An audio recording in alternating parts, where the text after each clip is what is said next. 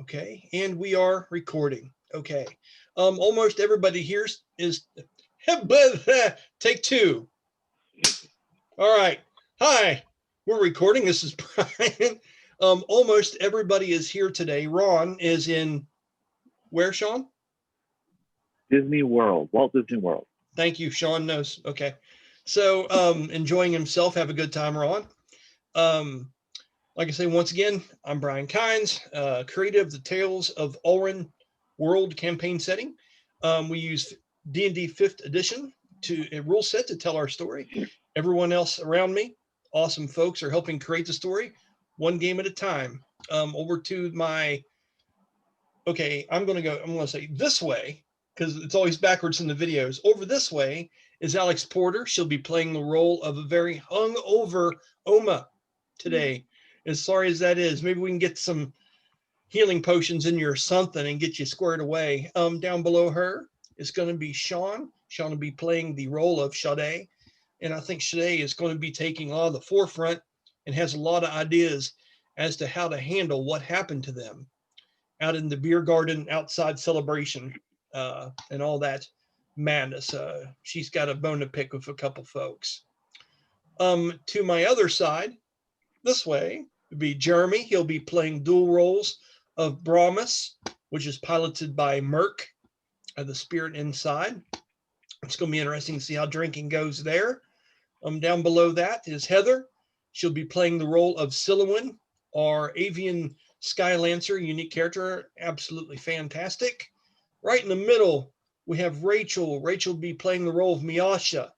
Miasha came back with some decent news. She found out a few things, but the assailant escaped her. And now we're getting ready to go inside of this place and start dealing with everything. It's, start getting to some the nuts and bolts of this organization here. And not last, but certainly not least, the very bottom is Kara, which will be playing the role of Tamara. And if you watched the last episode, Tamara is, I wouldn't say sick of the bullshit, but she really stepped up and was like, okay, I want this, I want that, I want to know where the hell it is, why the hell it is, and what. And so that's outstanding, and we hope to answer all those questions for her in tonight's game. Or else she's going to get out that flaming flail she has down there and break shit, I have a feeling. So, so, like I say, it's been quite a while since you all were here last time and we played as a group. So I'm going to kind of go through this. And Sean and Alex, if there's anything that I forget in particular, you know how we are. Do not hesitate to stop me. Like, hey, Brian, let's back up a little bit and talk about some things. Everyone had came in. Does anyone want a re-description as to what the inside of this place looks like, or is everyone okay with it and you're kind of there? You don't care, just for myself and the audience, but you don't care to re-describe her. Okay, yeah, not a problem at all. So when you go into this place, it is full. Like all the tables that are in the middle of this place, and it is a large central room that is more of a long rectangle than it is a solid square. Has many round tables that normally would seat 4, maybe 5. We're talking they have 6 or 7 chairs at them now, where people are actually standing up and talking to people sitting at tables because there's so many folks in here. Way more dwarves and way more people from another continent, or not continent, but another country, a land, if you will, are here. And they are the dwarves of Argon, of the Longhorn Woods to the north in the dwarven citadel city of Argon, which is where they're originally from. They are pretty much just here to rest and recover from the frostworm attack. If you guys remember correctly, we're just here celebrating those of you that were part of that victory, part of that battle. There's supposed to be some kind of speech made on your behalf later. Outside in the courtyard, there was a really nice toast made by, it was the same dwarf that had the helmet with the ale in it, wasn't it, Kara? I believe. And I have his name written down in here, but he made an awesome speech outside, talking about those that passed in the battle, those that survived, things of that nature. Roland the Magnificent, which is the pretty much the voice of an organization called the Heart of the Beast, is in here playing amazing violin music, jumping from table to table, running around, kissing every hand he can possibly get close enough to. And he is accompanied by Winona, which is a short, red-headed dwarf that does a lot of the sizing up, the butchering, and the marking out of the exotic and rare creatures that are processed there at the Heart of the Beast. She's like their map for all the little goodies you can get off of any creature you can drag in that place, dead or alive. And she's playing several different bongos and several different lutes simultaneously. And it is an eruption of music in here. It's really fantastic stuff. I've pointed that out to Silwyn a couple different times. This is something that would definitely, as a former bard, have her attention throughout. There are two separate fireplaces, one on each side of this long rectangular place. All the windows, the sun is starting to go down now, and all the windows are lit with candles, and you can see the blowing snow from the outside. There's a draft coming in through the main door that Taryn, the Draken former ex-paladin, stands guard at the front door. We say is a gold dragon, Draken. That nice gust of air coming in from outside every once in a while is nice to stir up the heat that is and the smells that are starting to come together in this place. Two main bars. One is ran by Roselia, which is Danny McGuffey's character Bastille. It's his love interest. And the other one is ran by a redheaded woman that looks like a very young version of Nicole Kidman. That's the long redheaded woman, correct? From Far and Away. She played in the movie of Tom Cruise, Days of Thunder, as his love interest in that movie. The tall, long, red-haired woman. Is that her? Yeah. Okay, that's what I thought. Okay, so she, a very young version of her, runs the other bar here. There are several different kegs that have been brought in and leaned up on tables and almost like sawhorses that are created for this occasion. More in here than looks like should fit. And there's also a second story to this place that only wraps around the outside edges. So there are two different stairways that go up like ramps. And then there's a U-shaped balcony on each side of this place. Okay. The walls of this place are littered with memorabilia.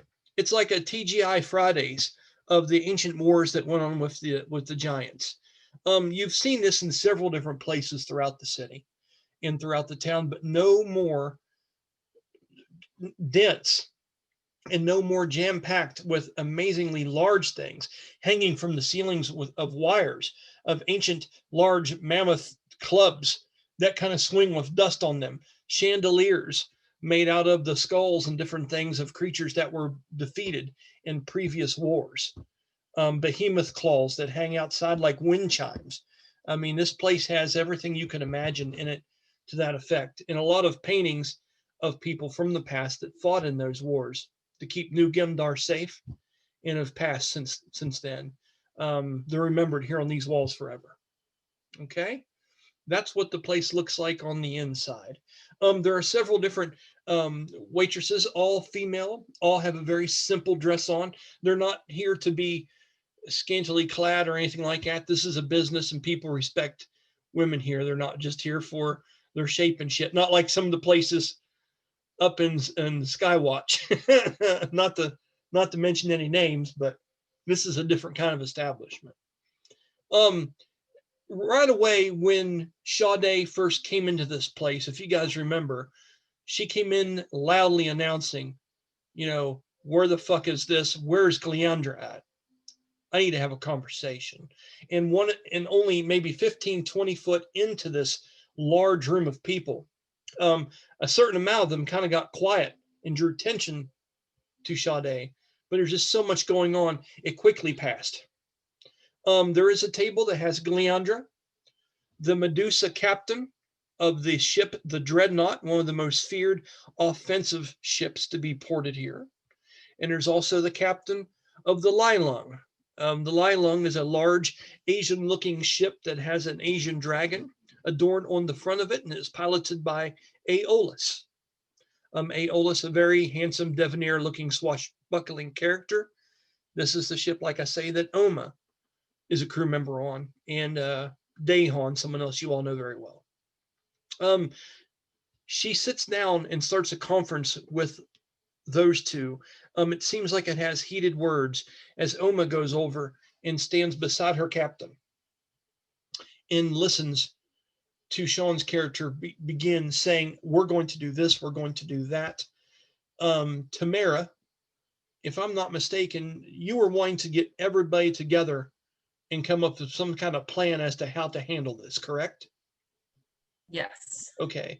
So is anyone, I'm going to say, that Oma's over by the central table by Aeolus, standing at her captain's side. Sean has been given a seat at the table. Galeandra and Aeolus, which we all know who they are now, okay, seem to be opening up scrolls and going over some kind of plan that they've put in place. Okay. As the rest of you are kind of grouped there inside the doorway once in. If you did anything more spectacular than that, let me know. I think maybe Heather had made some moves to somewhere, but I can't quite recall. So I'll start with Heather. When you first went into this place and you saw Sha-dae and Oma do their thing, what were you immediately drawn to, or what would you like to do when you first come into this room? Well, remember I intuitively looked at whoever Sha-dae was talking to, and I sat really far away because I didn't want to listen to what they were saying, but I wanted to be close enough that if anything got crazy, I would be there to help Yes. Sha-dae. I do remember that. Okay, and you rolled, actually, if I'm not mistaken, you rolled a pretty good intimidation check when you did this, correct? I did. Okay, awesome. All right. With you, Brahmus, as you come in, where is it you would like to be going to? Would you like to be located around someone particularly, or what would you like to do? Remind me if you could, did Miasha come up to us and let us know that she had some idea of what had happened? If I remember right, I hadn't had the chance yet. Okay, so we will say you still seem like, Rachel, I'll just put you back in that moment where you are there with the group, and they haven't had a chance. So if you want to, Brahmus, you can start having that conversation with her now. Since some of you are all there, Silwan's over there shooting stink eye at people. Tamara's getting ready to say, all right, damn it, listen here. I will say that I have a table that everybody can come join me at if they would like to. Well, here we go. Okay. I would like to say you have a table too, but as packed as it is, you're going to have to either grab chairs and join the one that the two captains were at, which right now would be have the best chance of having a seating arrangement at, because no one was at that table with the two airship captains. So that would leave room for several of you. Brahmus would probably have to stand, but that would make room for most of you. If you were seeking out another one, roll perception check, Silwan.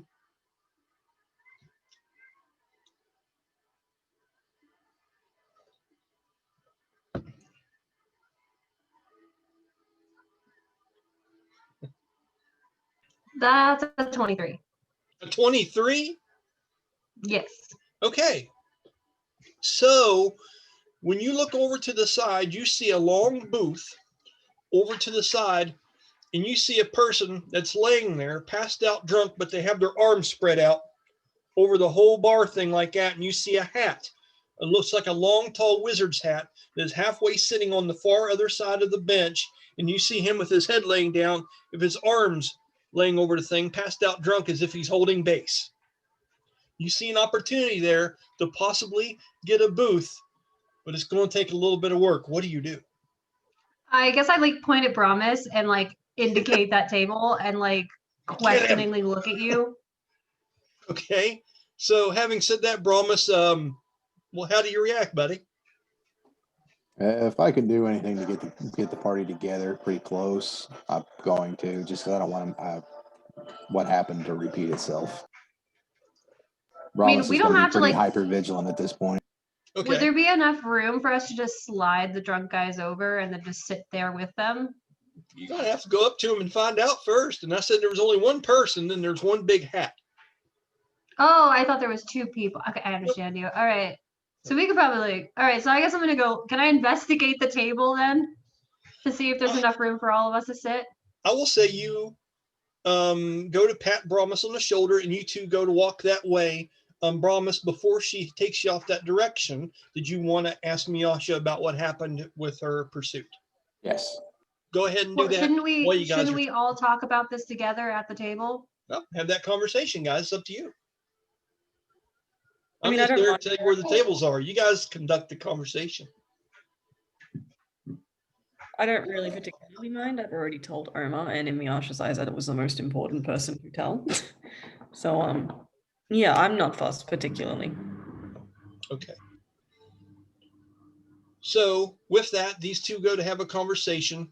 Silwyn makes the point, hey, maybe we should go sit down and get out of this floor first. I don't like being here with everyone around us.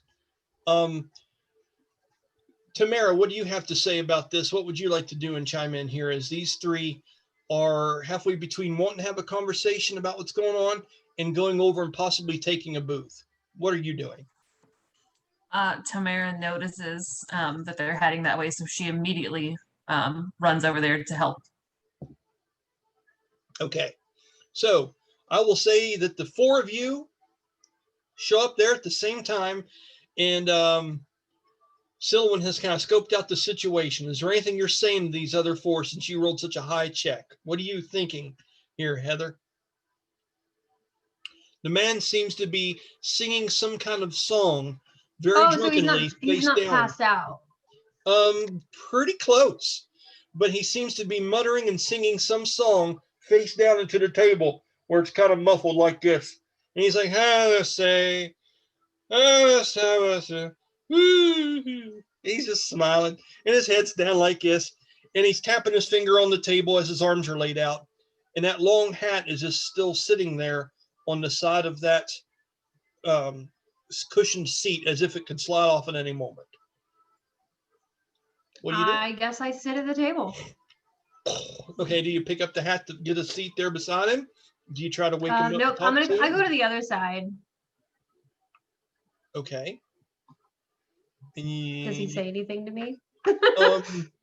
As you walk up to him, he is just in his own world with his arms all spread out over the table, taking up that whole side. No, not unless you initiate the contact. At this point, Brahmus is kind of looking at you like, what's going on? Well, he's really drunk. He won't even know if I'm just sitting here. So I think we should just sit here. Come join me, Brahmus. Sit at the table. Brahmus? Brahmus would walk up and he'd see the guy just kind of eyeball him and be like, "No, I'll stand. That's okay."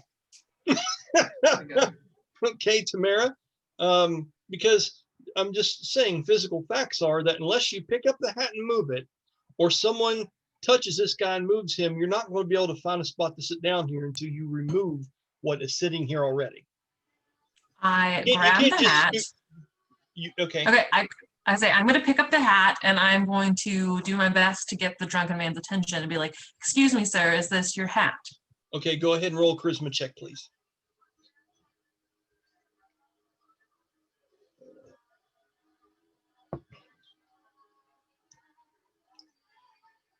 To me, an 18. Okay.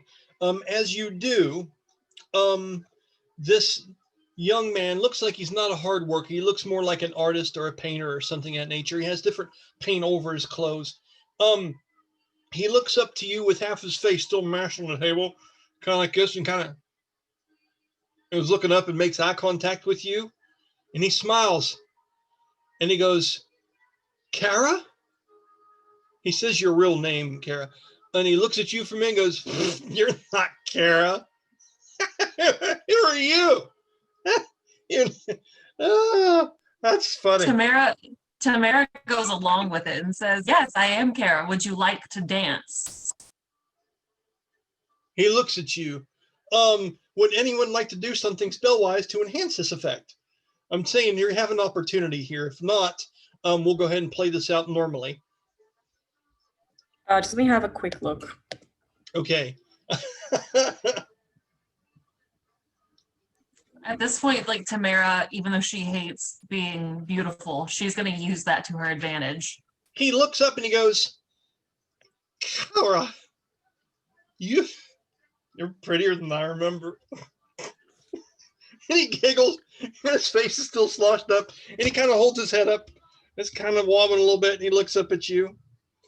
He goes, "Well, aren't you going to put it on? You going to put the thing on? I brought it all this way for you." And Tamara it's the hat he's says- referring to.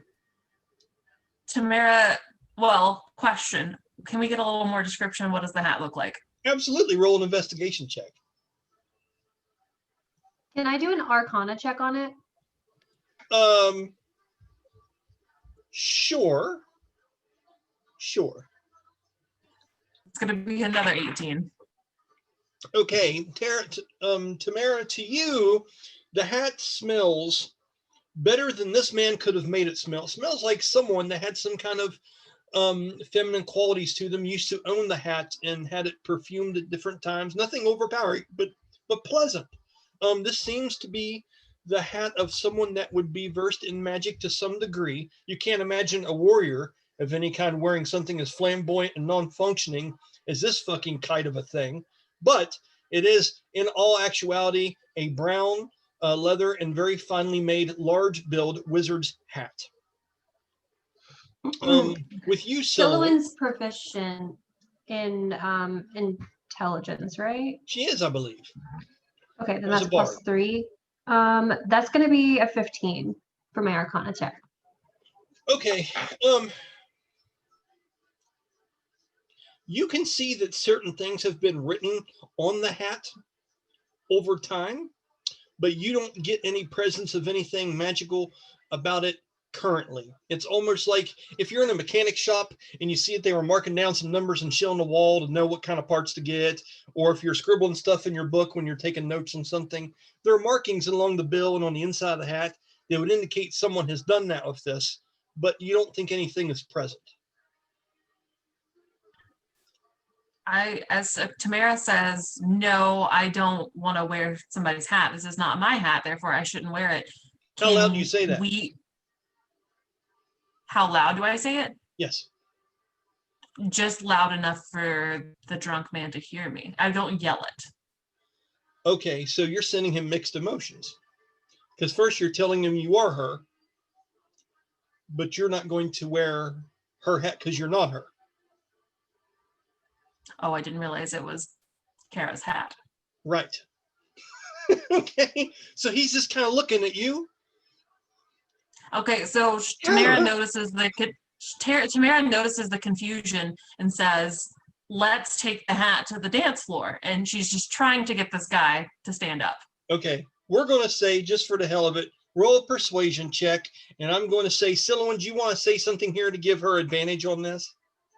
Miasha, you guys chime in, whatever you want to do. You're a group here, Brahmus. You're just living and watching this shit go down. I'm absolutely going to be like, oh my God, you're going to be dancing with the prettiest girl in this room. You should go. She's pretty, isn't she? I can give her advantage on it with enhanced ability. You could do that. I rolled a 20. I rolled a 22. Oh, shit. I need it. Yeah, I'd say it's okay. So I'm going to roll for him. Okay, natural 8. So you crushed it. In Silouan and Brahmus, you see Tamara wincing and holding back her frustration as she is using her beauty and wit to charm this drunkard out of a booth so you guys can go sit down, and she is going to take him out there to possibly dance with him. Brahmus, you don't know to be entertained or be worried for her. Or him. You know what I mean? I'm definitely more worried about him than her. Right, yeah. Okay. So after taking the hat and trying to escort this man up, he is dead weight and he only weighs about 140 pounds. Different paint all over top of him. Handsome in a goofy kind of way. You know what I mean? He just seems like some kind of clever bard, like gesture, like person that is hardworking. And comes up to you, and when you go to pick him up and you're trying to pull him up, his head lands on your chest, and you just hit your, all of a sudden, this top part of your chest up here where your collarbones are is pretty much just like the table was to him. His face is just smashed against it, and he just says, "You smell so good." So Tamara is going to continue to drag him towards the middle. Are other people dancing? Are other people dancing? There's a lot of fucking people dancing. There is at least 24 people dancing over by the fireplaces to the far right, which is going to be only like 20, 30 foot from you, and another empty spot over by the fireplace on the left. The middle is pretty much full of tables, and then in between the two bars is a small stage where Roland the Magnificent and shit does this, and does his music with the drunken man in her bosom. Tamara is going to slowly make her way towards the dancing group of people. Okay. As that happens, guys, she has gave you a moment here. So let's go ahead and you three go ahead and have a seat. Or Brahmus, are you a stander, or what do you want to do? I'm gonna stay. Okay. I have a seat, but I'm keeping my eye on Tamira and this guy. And I am wondering, is this like a normal mating ritual down here, or like what's going on? I am very confused. With that, Ignatius walks up beside you grinning and looks, and he's just kind of grinning with a really passive face. And he says, "Do I detect jealousy?" And he smiles at you. No. Is that what you say? No. Right? No. He says, "I wouldn't be that jealous. If I've learned anything of this place in the last several weeks, there will be a lot more like him to find. Don't rush it." And he smiles, and he flips over his cloak and goes and he takes a seat inside very humbly. And he pulls out an extra bottle that he had of his own brew. If you guys remember, he had walked into this place because they make his own wine that he had brought from his homeland here, and they've been reproducing it. So he was up there getting that bottle while this was going on. Now he has a bottle of that he's brought back to the table. And just for shits and giggles, guys, I'm going to say this is the fucking rock star table. I'm going to say it's a really long, round, several bunch of seats up against the wall with a central circle table in it. So you guys are all in the cool people seat. Okay? Enough room for us all to sit with that man in his hat. We could have just left him there. No, because he was blocking it off. He had the hat sitting on the edge of the one, and he was sprawled out on the other side. I kind of made it that way intentionally. So you had to deal with this crap, okay? Before I sit down, I'm just going to just sort of take Tamira by the shoulder and just sort of very quietly in her ear whisper, "Just pass him off to the first dancer that spins past you, trust me." Tamara, do you say anything? Do you just give a nod? Tamara gives her a nod and a wink back. Yeah. Okay. So as you three go ahead and get settled however you want to do this, okay, we now have Sean and Alex over at the one table, which is quite a ways away. That was more in the center. You guys have found an empty one where they could get out of that center and come to you if you wanted. They just need to be given the message. Okay. And we have Tamara taking this drunk, whatever he is, to the floor, to grab an 8th grade dance. The girl grabs the guy and says, "Come on, let's go." For just a moment before we get into all that hot mess and fun, let's talk to Oma and Sha-dae. As you've already been told, Sha-dae, about the plans for there to be a bounty hunters guild made. Do you remember this? Yeah. Some very interesting stuff. You notice that the other three over there have found a large enough table to accommodate all of you, as Tamara seems to be taking a drunkard out of the way with a large fashionable hat. What is it that you and Oma are doing at this moment? Do you want to go over there? Do you want to continue your conversation? What would you like to do? I know I would like to finish the conversation and then make my way over to the table with them to discuss what I've discovered with Leandra and Aeolus. Okay. So what other points would you like to bring up while you're here at this separate table before you go and join the others, before you can put your filter and your spin on what you want everyone to know? I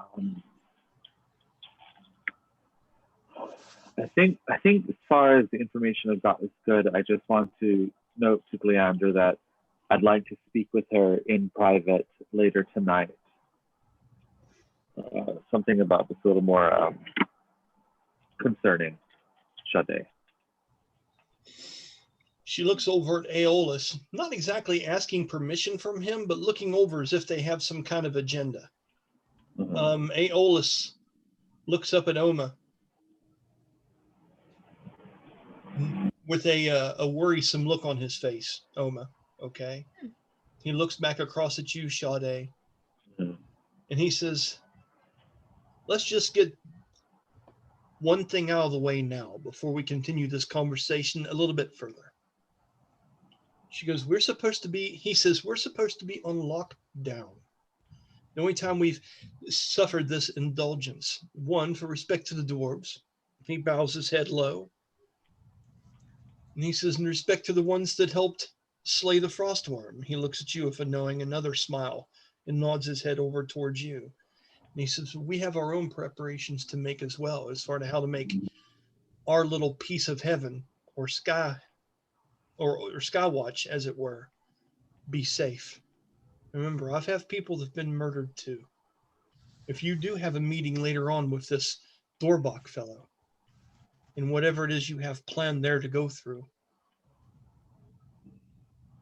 how much later are we talking about doing this? Because we have, Gleandra, we have our own agenda tonight.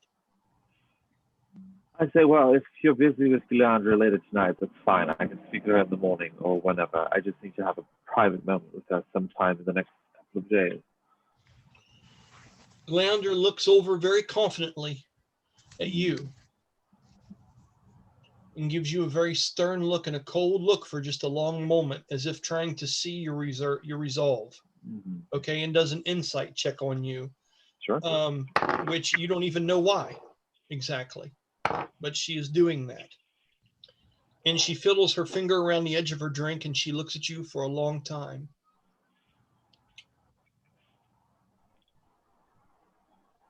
And she looks at Aeolus and says, Sha-dae is to be by my side, and we have our conference later. Aeolus goes to speak up in argument and not approving of this, but we had said that we're going to keep everyone that's our crew outside of this. And as soon as those words leave his mouth, she holds her finger up, and two snakes come out from underneath of the hood and begin to have started to whip a little wildly and look over in his area with their tongues tasting the air. And she says, if she cannot be by my side in this time of uncertainty, then I will not be there. It is what I wish. Do you agree to my terms or not? Airship captain. And she smiles at him with a challenge. I would like for you to roll a persuasion check for Gleandra, a 1d20 and a 1d6. I'm a day. Just saying, everyone, heads up. We're playing D&D. Get your dice out. Get them ready. I mean, you can know exactly the difference.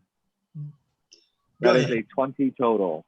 That's a 20 total. Jeremy, for shits and giggles, sir, roll me a 1d20 and a 1d6 for Aeolus, and let's see how he does.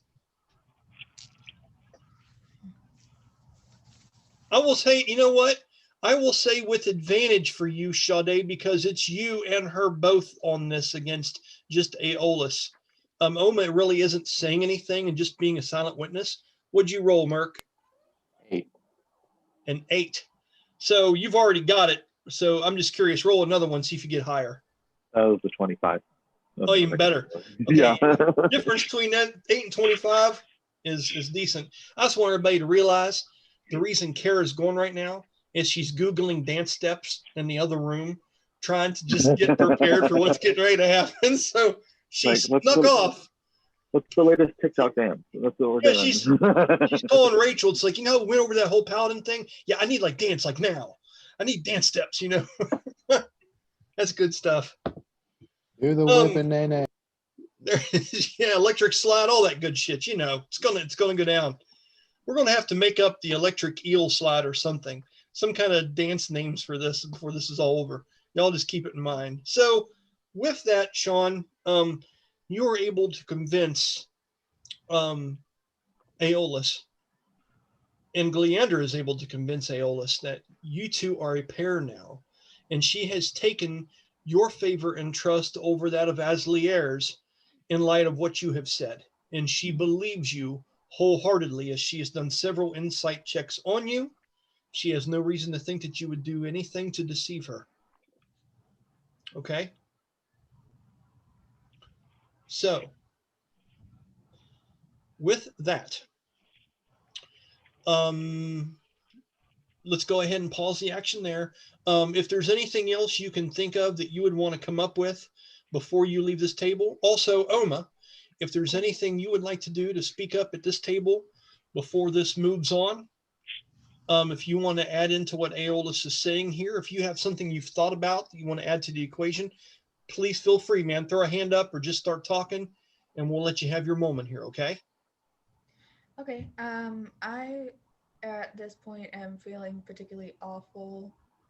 So roll perception check. Okay. Ooh. Can I ask who all's at the table with me? Is it just me and Brahmus? And Miasha.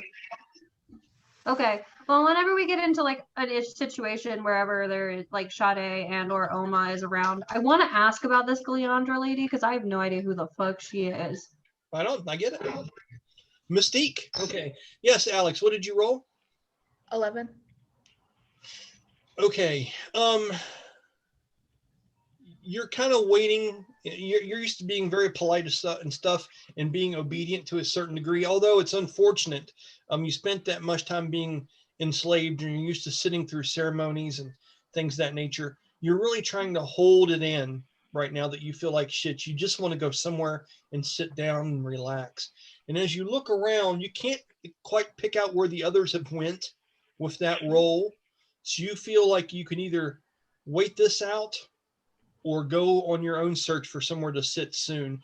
Your constitution is saying that in the next minute or so, you're feeling kind of lightheaded still. The stuff hasn't completely wore off. Mm-hmm. And in a few rounds, you would want to sit regardless of your manners. Okay. Okay. What would you do? I would like to politely excuse myself and go find a chair. Okay, as you do say that, he looks over at you. He says, "My, you are in worse shape than I had anticipated." He goes, "By all means, I would never leave a lady stand." And he gets up, Aeolus does, and pulls out the chair for you. Oh. Okay. And as he does, he puts his hand over top of your back, very much like the day where he first took you onto the ship and comforted you and kind of had that roll with you. And he sits down there and he says, "Mind all that, would you? You don't want to be drinking what I've been having with the company of the other airship captains. Let us get you something a little bit simpler, maybe perk you up a little." And he calls over for Roselia. He calls her name loudly. Okay. With that, Sha-dae, you would see that Oma is sitting down and she looks a little worse for wear. She's needing a break. Okay. Yeah. With that, Gleandra says, "I take my leave as well. I see that your friends have made a in-bar camp, as it were, over on the far side there." She goes, "We will meet up again after this." She goes, "If you do not find me, Sha-dae, I will find you. Be well and be careful." Same to you.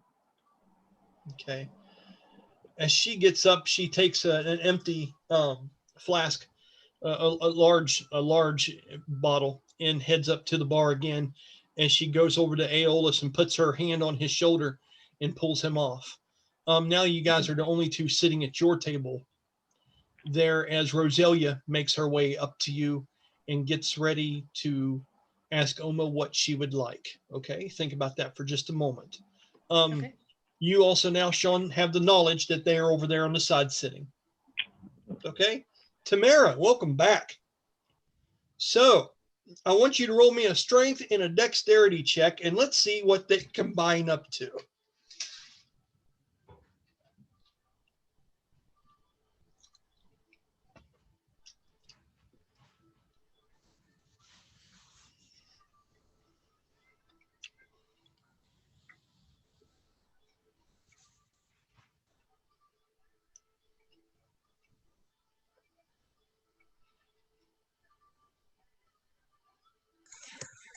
$38. Wow. So both of them combined to 38. So an average of 19. That's pretty damn good. Yeah, I'm proficient in wisdom. Oh, I know. I'm sorry. I said strength and dexterity. Okay. She would have had me too had she not told on herself. It'd have been fine.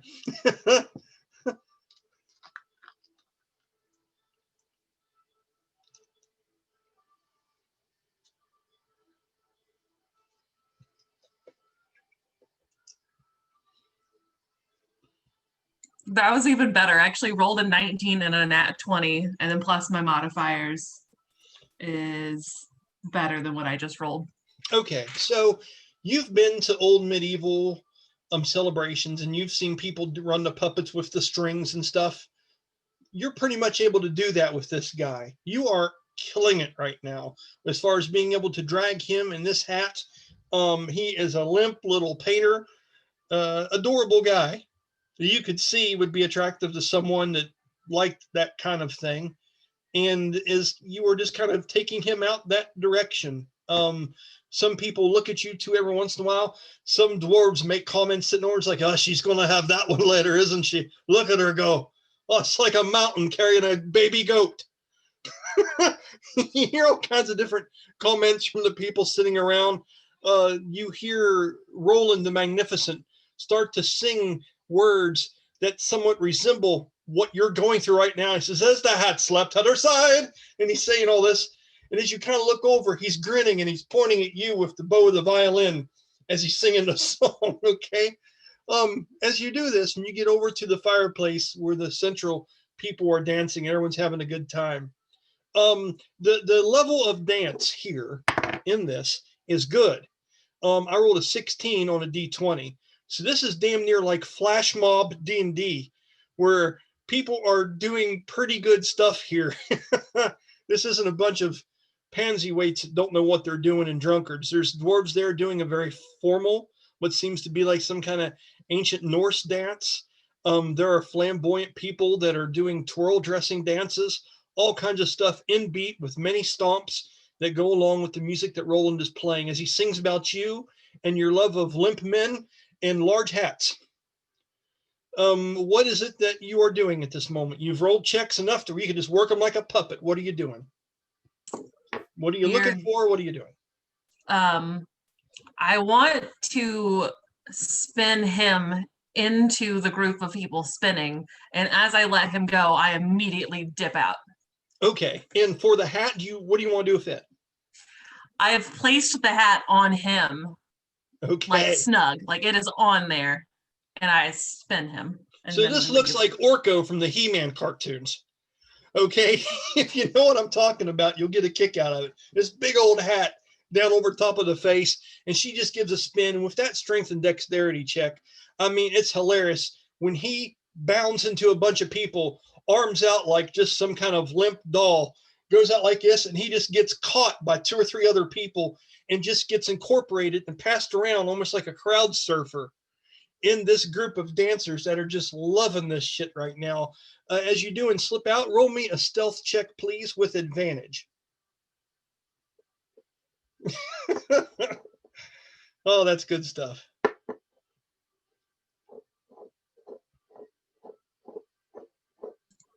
$21. Yeah, and like a thief in the night, she slips away, and all she has is the pleasant smell of the hat lingering around her. Everything is a memory now, as Tamara moves on about her night, getting rid of whoever this nameless, hopeless, drunken romantic was. Well done, Tamara. Okay, you're headed back to the table now? Okay. If you want to, just for the hell of it, roll me a perception check.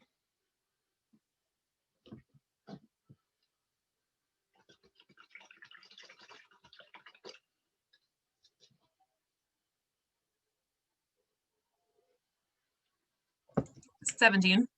Okay, so you see with the two airship captains, you're familiar with both of them to a degree. You know Aeolus pretty well for a basic understanding. If you were friends at somewhere and he was in a fight, you would stop and help him.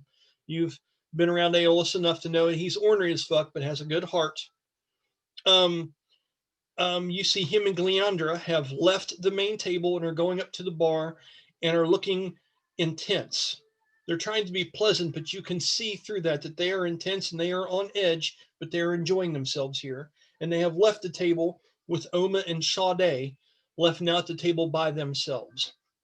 And you would also see your table has plenty of room to accommodate everybody. What are you doing at this point? I am going towards Sha-dae and Oma, saying, "Let's go, guys. We're all over here," and just kind of trying to herd them.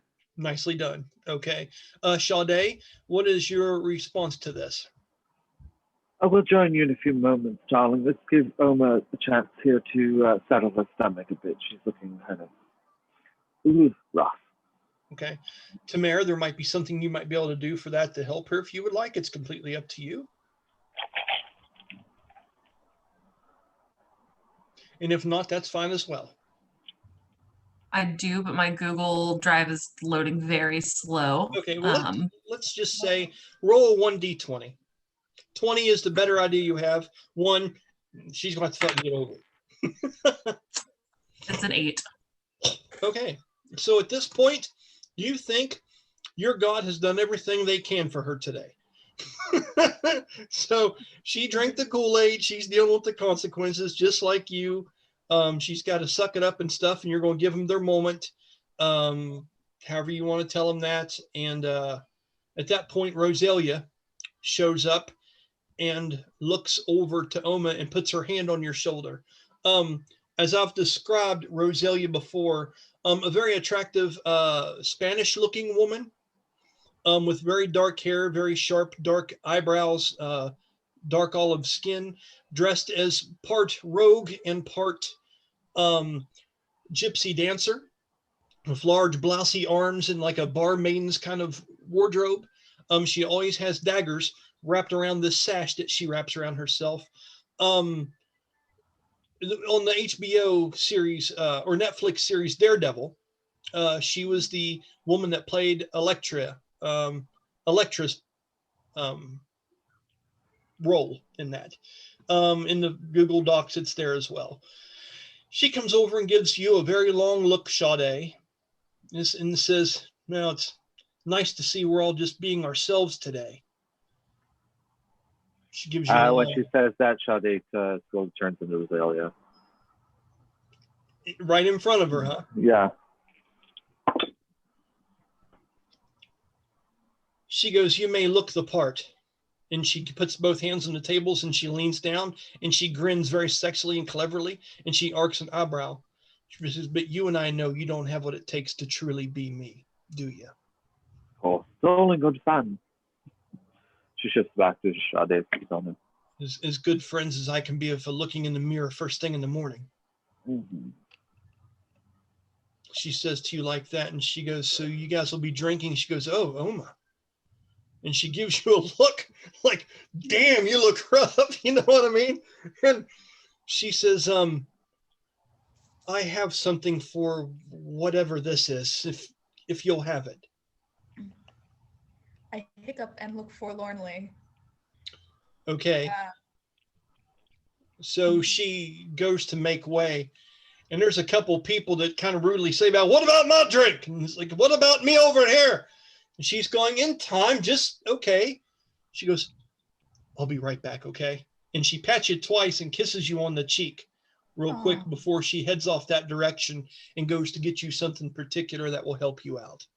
Okay, with that moment gone, Tamar's probably headed back towards that table. Alex, Sha-dae, knowing that there's a drink possibly coming here or to wherever you are you sitting there waiting, having a private conversation, or what is it that you're doing? I'm good sitting here waiting for your drink to come, or Rosalia can find us over at the other table. Honestly, it's her job. So I'd like to make our way back over to the group. okay. So as we're making our way over, Sha-dae will use one magic point, I guess, to use the cantrip minor illusion, and her voice, and she'll make a sound over the booth that says Rosalia will be over there, just really loud. Okay, nice. Yeah. Okay, did you guys get what happened there? Yeah. Okay, all right. So with that, there's this long horseshoe shaped bunch of seats in a large round table. There will be like 3 or 4 chairs could fit in the face of the opening of it, where you could fit like 6 or so people on the inside and still have a little bit of space between them. I'm going to say that Silowin has went ahead and scooted in. I'm going to say, Merc, did you want to sit on the outside of the table? You'd be a bit too big to slide in around the sides, or you could stand to the side of it like a security guard. What do you want to do?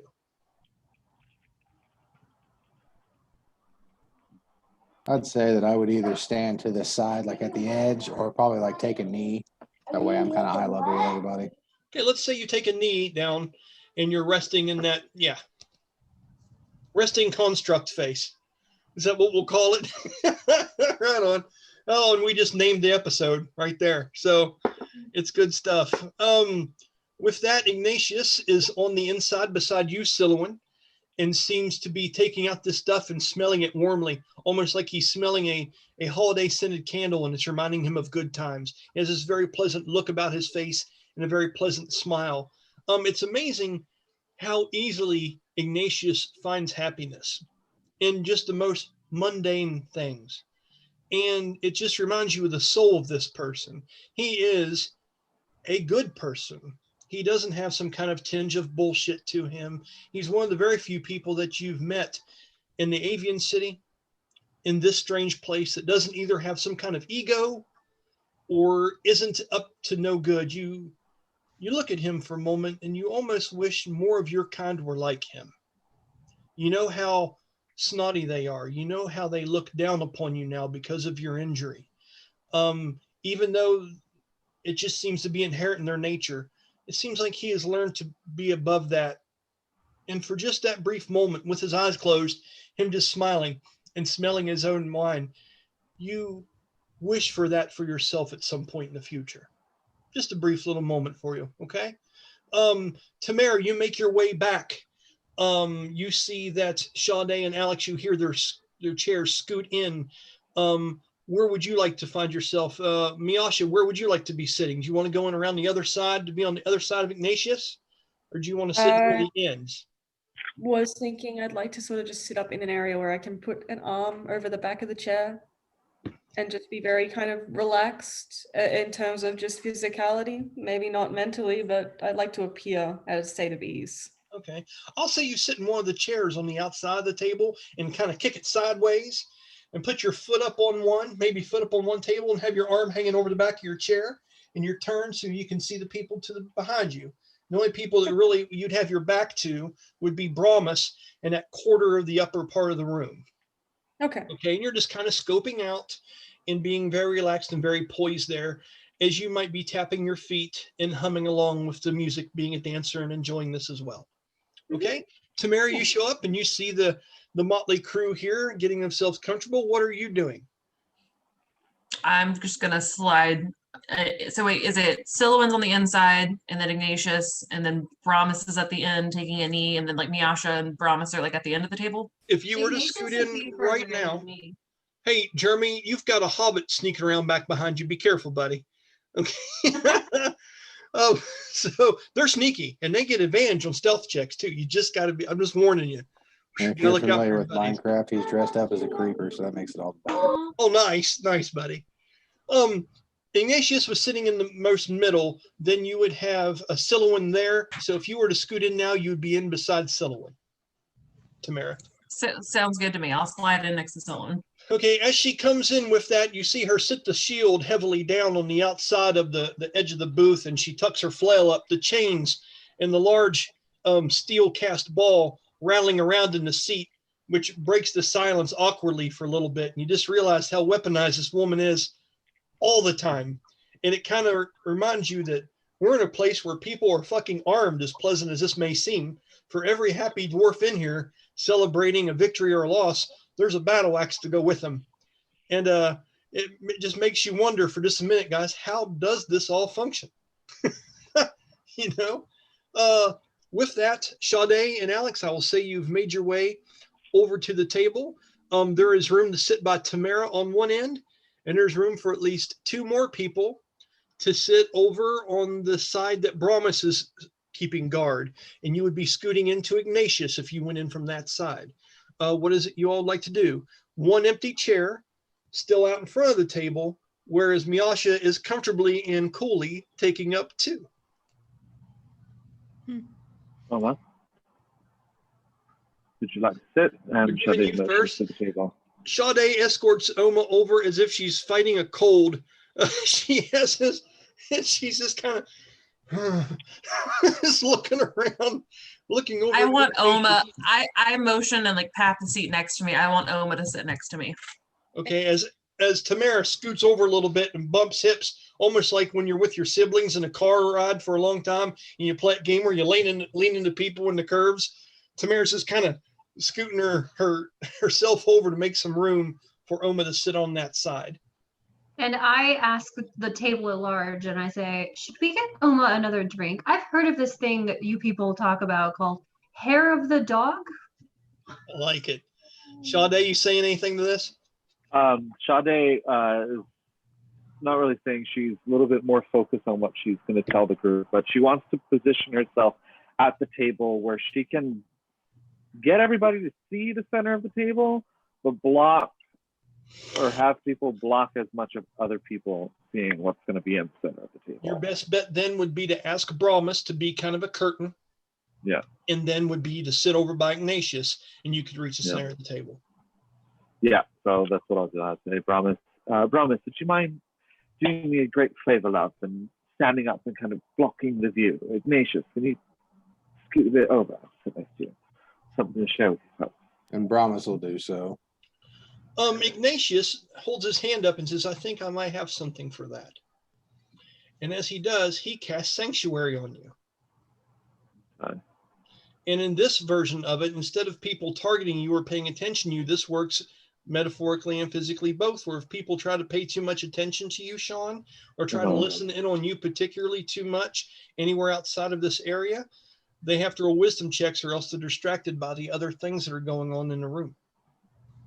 Perfect. So Thank Ignatius you. has helped you in that way. Ron, hope you enjoyed it. Okay. Mm-hmm. So that's my own little spin on a spell. I know sometimes you guys get jealous. It's like, why not think of that? Let Brian just get to do all the cool shit. Perk of the job. That's all I can say. So with that, Kara, yes, what's going on? Once Oma has scooted in, I lay my arm like around Oma and I want to cast Lesser Restoration to make her feel better. You're awesome. Okay, just for the hell of it, roll a d20 plus your spell save DC and tell me the potency of the spell that you cast. I love the fact that we do that, by the way. That really helps with the role playing. So I rolled a 17 and then my spell save DC is a 10. Okay, 27. Okay, geez a whiz. Let me think how I want to make this happen. That is super good. Roll a Constitution saving throw, Oma, and tell me what you get.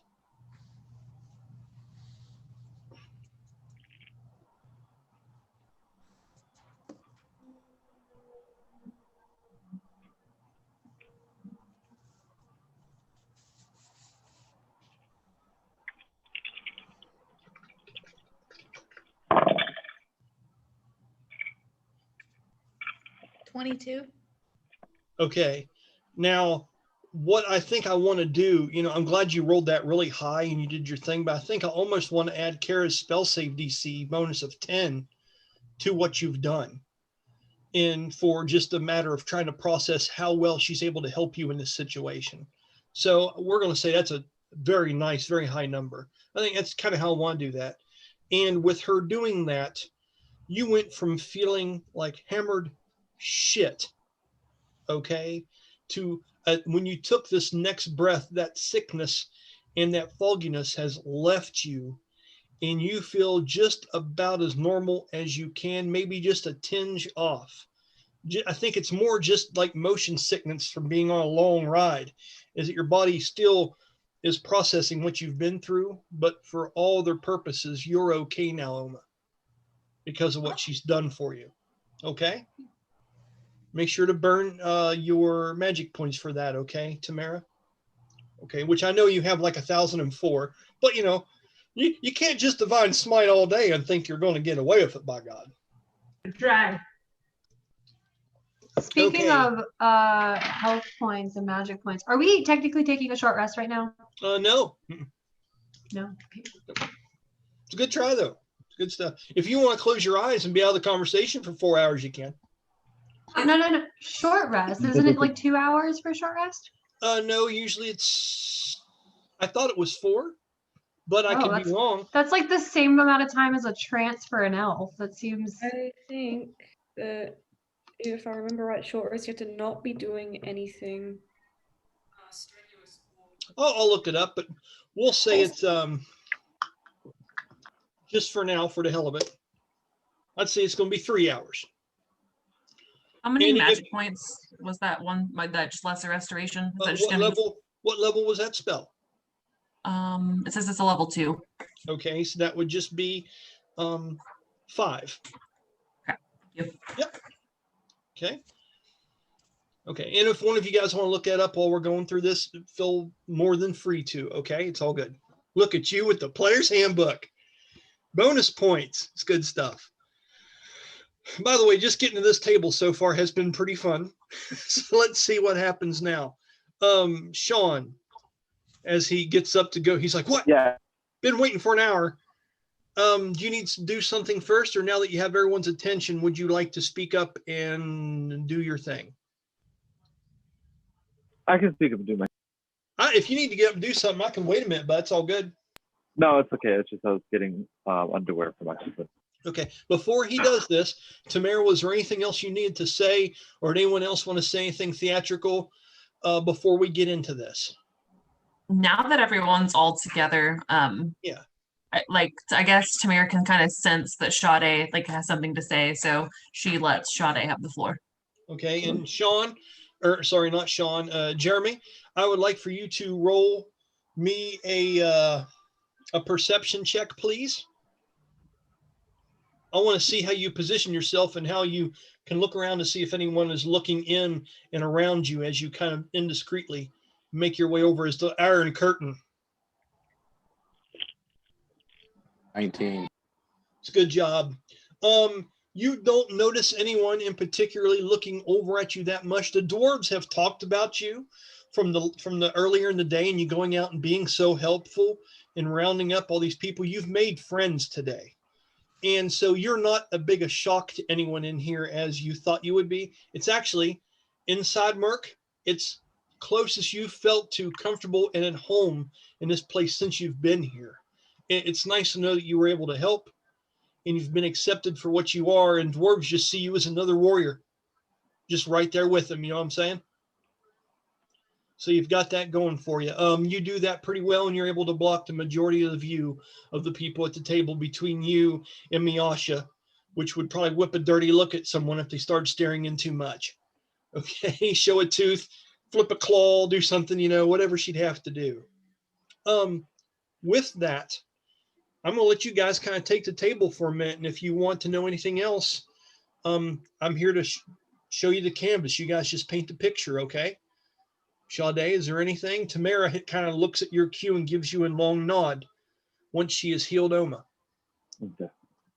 Well, first of all, I'd like to start off by saying I'm sorry for dragging all of you into this mess that we found ourselves in.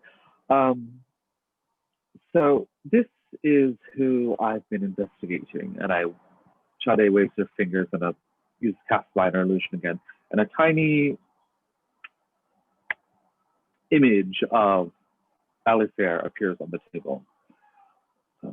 He is currently the right hand of Leandra, my ship captain, and both of us have been concerned of his recent activities outside of our ship. It has come to my attention that he is most likely responsible for what happened to us out in the beer garden. And I would personally like to see his extracurricular activities put to an end. My captain, and as well as Oma's captain, she gestures over to Oma, is also in agreement with this, and is planning on forming this, and she waves her hand over the table again, and the image changes to an image of the document that I would like the all of you documents are animated and unfold onto the table and spin slowly counterclockwise as your hand is above and you're able to move them around as you people are able to view it. And you sound good. Just move a little bit closer to the mic, Sean, and you got it. Yes. They're forming a bounty hunters guild in order to beef up security and protect Skywatch, which I'm all for. But this thing with Aslear is now personal. And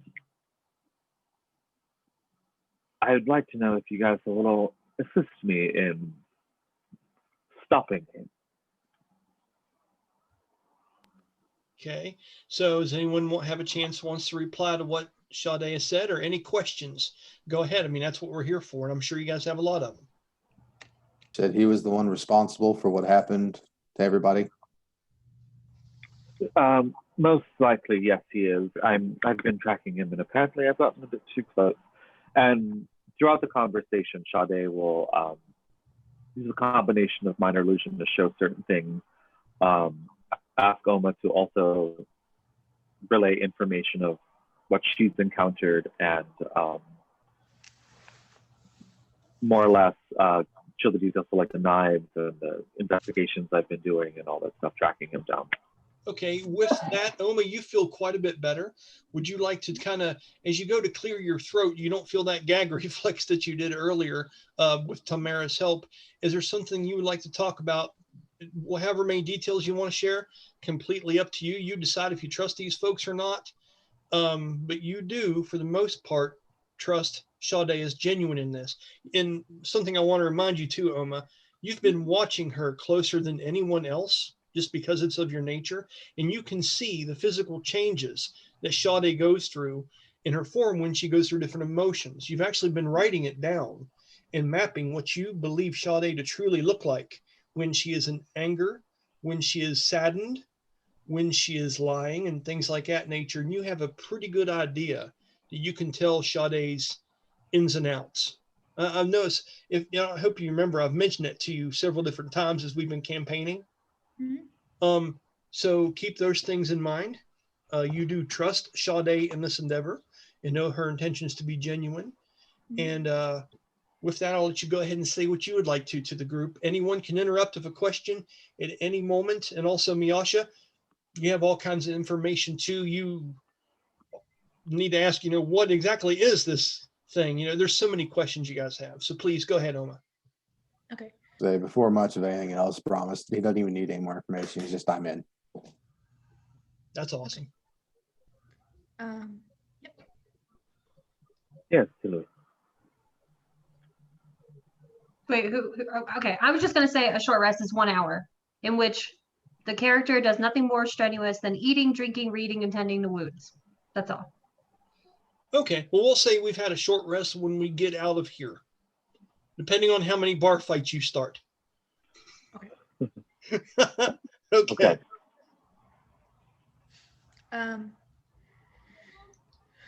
So the other night, me and Daehan were walking through the streets at night and were accosted by a small group of these shadow imps that struck with these very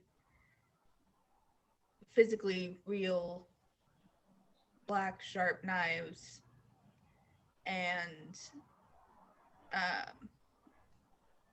they had, right before they attacked us, they had tried to take down or had taken down someone else in the street. And when we had almost defeated them,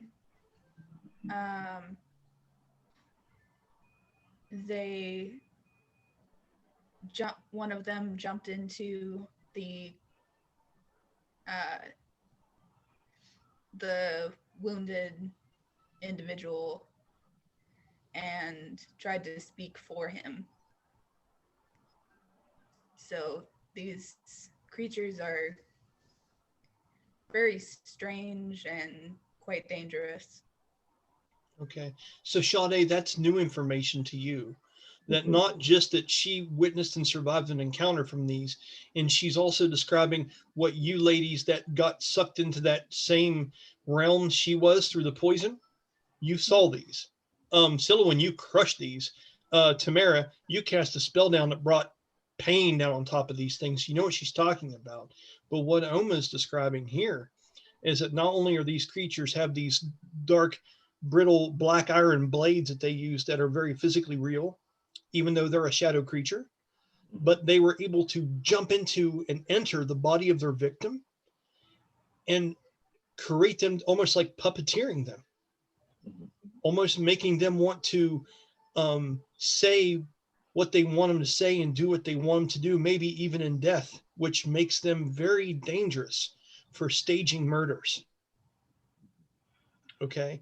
Omi, you also know very well that you've cast a spell on Speak with Dead.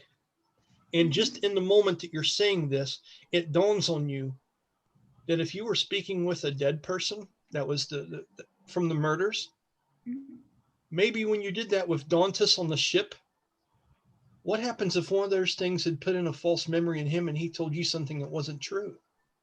And it just now dawns on you when you're saying that to the group that that's a possibility.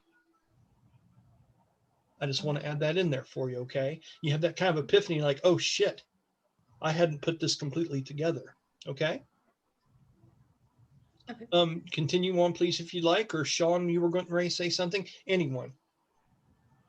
No, just during Oma's description of the thing, Sha-dae produces the 2 iron daggers that she found on her ship. And she's like, these are the daggers that they apparently use. I found them on my own ship.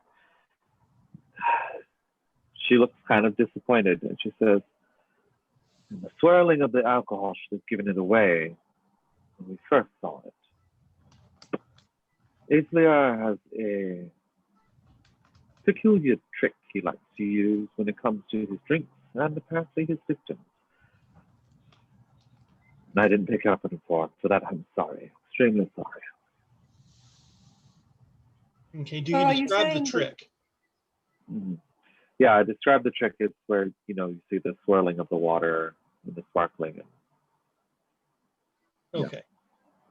So what you're saying is that this person can control water, right? Yes. In fact, he's known as the drowned kiss in that he likes to kiss someone and then drown them with their very own water in their body. And all of this is related to someone on your crew who did what happened tonight. Have I got that right? Like all of this has happened over time. And then this is accumulation of whatever the plan is. Have I got that right? Yeah. Okay. When I was chasing whoever did whatever they did to your drinks, I lost them near a water channel, which I thought was quite odd. Initially, I thought maybe they were using disguise self or maybe changing their shape. But a person doesn't just disappear after jumping into water. I thought that quite odd. But what you said, does that sound like It this very crew? well could. It very well could be something that he does. You Okay, have on a seen her do things like that on the ship before, Sha-dae. You have seen Asliar jump into water when the decks were being mopped and things by other crew members, slip underneath doors and things as a joke just to show off his powers to you. You've Yeah. seen him do things that would make sense along this line. Yeah, that is definitely something that he's capable of doing. I guess you'd say it's in his blood, in his ancestry, I would assume. But he's a slippery one, that's for sure. Okay, Silouan, did you have anything? I know you were wanting to ask a bunch of shit earlier, and I didn't mean to cut you off. No. Actually, they pretty much, I think, answered my questions. I think I'm still like, confused, but I realize that I'm in to help Sha-dae with whatever, because I do not want to go back to that shadow world. Okay, do you Ever. kind of say that and convey that to everyone? You want to Yes. just, okay. Yes. I tell them I was terrified. That was awful. Brahmus, you feel a light hand on your shoulder, and it's Roselia that has a drink and then another large round of drinks holding on her hip on a large platter that seems to be several different large dwarven horned beverages that seem to come from a group. As you look over, and Roselia sees you as the one hiding this group from everyone now, and she whispers to you in that soft voice of hers. She goes, I assume you'll be the one giving this to them then. I'll hand it to him.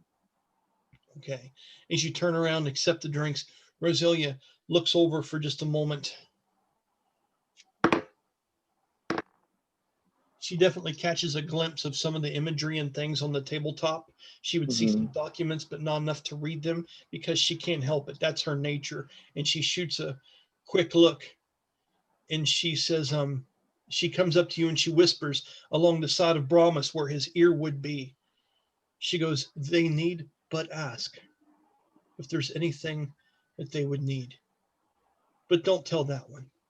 The showrunner, I've got a grudge against that one. Bastille would want it. You know who Bastille is. You know Bastille's her love interest, and the one that took a real interest in you in getting you to the Avian Sea, the one that worried about what happened to Merc when all this went down. The only person that really seemed to jump out and give a shit about you in particularly, is her love interest, the one that is gone. The one is trying to aid you guys from afar now with all these different little things. And she's told what you need to ask her and let her know. Okay? And she walks off, and you have this large platter now that has several different dwarven horns that are in wooden chalices that are held up. And then you have this one mug of some kind of tea of some kind. It seems to have a cinnamon stick and what looks like one of those honey dippers that you would dip honey out of, floating in the top of it too, with a lemon wedge on the side of it. That seems to be wanting to go over to, you would have to assume that's Alex's. Okay, what are you doing with this now that you have it and Roselia has went her other way? I'd give the drink to Oma, and then you said did she give it to me for everybody at the table, or? Seems to have, unless you want to have all the drinks. I feel like it'd be wasted on me. So yeah, I'll pass out everybody's drinks to him. Silouan says, ooh, refreshments. He gives Silouan her drink glass. Yeah, Silouan hers last. Everyone hears that. Tamara hears that, and everyone's like, whoa, no, hold on. Sha-dae, you couldn't help but grin a little bit that she still seems to be wanting to play the game a little bit. With that, Tamara, was there anything you wanted to add to what Sha-dae and Miasha and Alex have added to this equation now that you're starting to get a full three-dimensional picture? I think Tamara at this point feels comfortable with everyone, and she kind of like Brahmus just says, I'm in. Okay. With that, for just a long, sobering moment, you all have your drinks there. This ale Smells like it has a lot of coriander in it, like it has a lot of seasonal spices, cinnamon, nutmeg, smell of vanilla, roasted hazelnut to a degree. This ale seems like it's been brewed for a festive occasion and has a dark amber color to it and smells quite inviting. I mean, the sharp bite of alcohol that you guys had from earlier, this smells much more mellow and much more seasonal than the bitter poisoned wine that you had previously. It smelled like, what did we say? It was brandy? But anyways, Silouan's still going to take the drink to her mouth and then be like, do we trust this? Because I like I said, I really don't want to go back. Okay. What's everybody saying? Tamara does not drink it. Okay. Miasha, how about you? Actually, yeah, you know what? She'd drink it. I don't think that she would be all that suspicious. She's got more to say, but I think she'd take a moment to pause and let this for a second. Silouan definitely keeps side-eyeing you, like making like waiting for you to fall out of your chair, like kind of worried. Ron's character stands up from the table and reaches across warmly and looks at it and closes his eyes and brings in a large mug and you can smell the wood. And he just kind of smells, and it would normally be something kind of funny and perverted that he just said, but when Ron says it, it just doesn't seem dirty. It's just something that comes very natural from him. He's a very innocent soul. As he takes it up, he's absolutely delighted that he's getting to drink something that's dwarven. And he says, he looks over to you, Brahmus, with a long look for just a moment. And he says, I know you've traveled a long time, and I hope somewhere inside there you're able to share in this with us. And if you want to take time out to search your inner feelings to do that, then I don't think anyone here would object. And he kind of smiles at you, Brahmus. He goes, maybe just a memory, maybe anything. Here.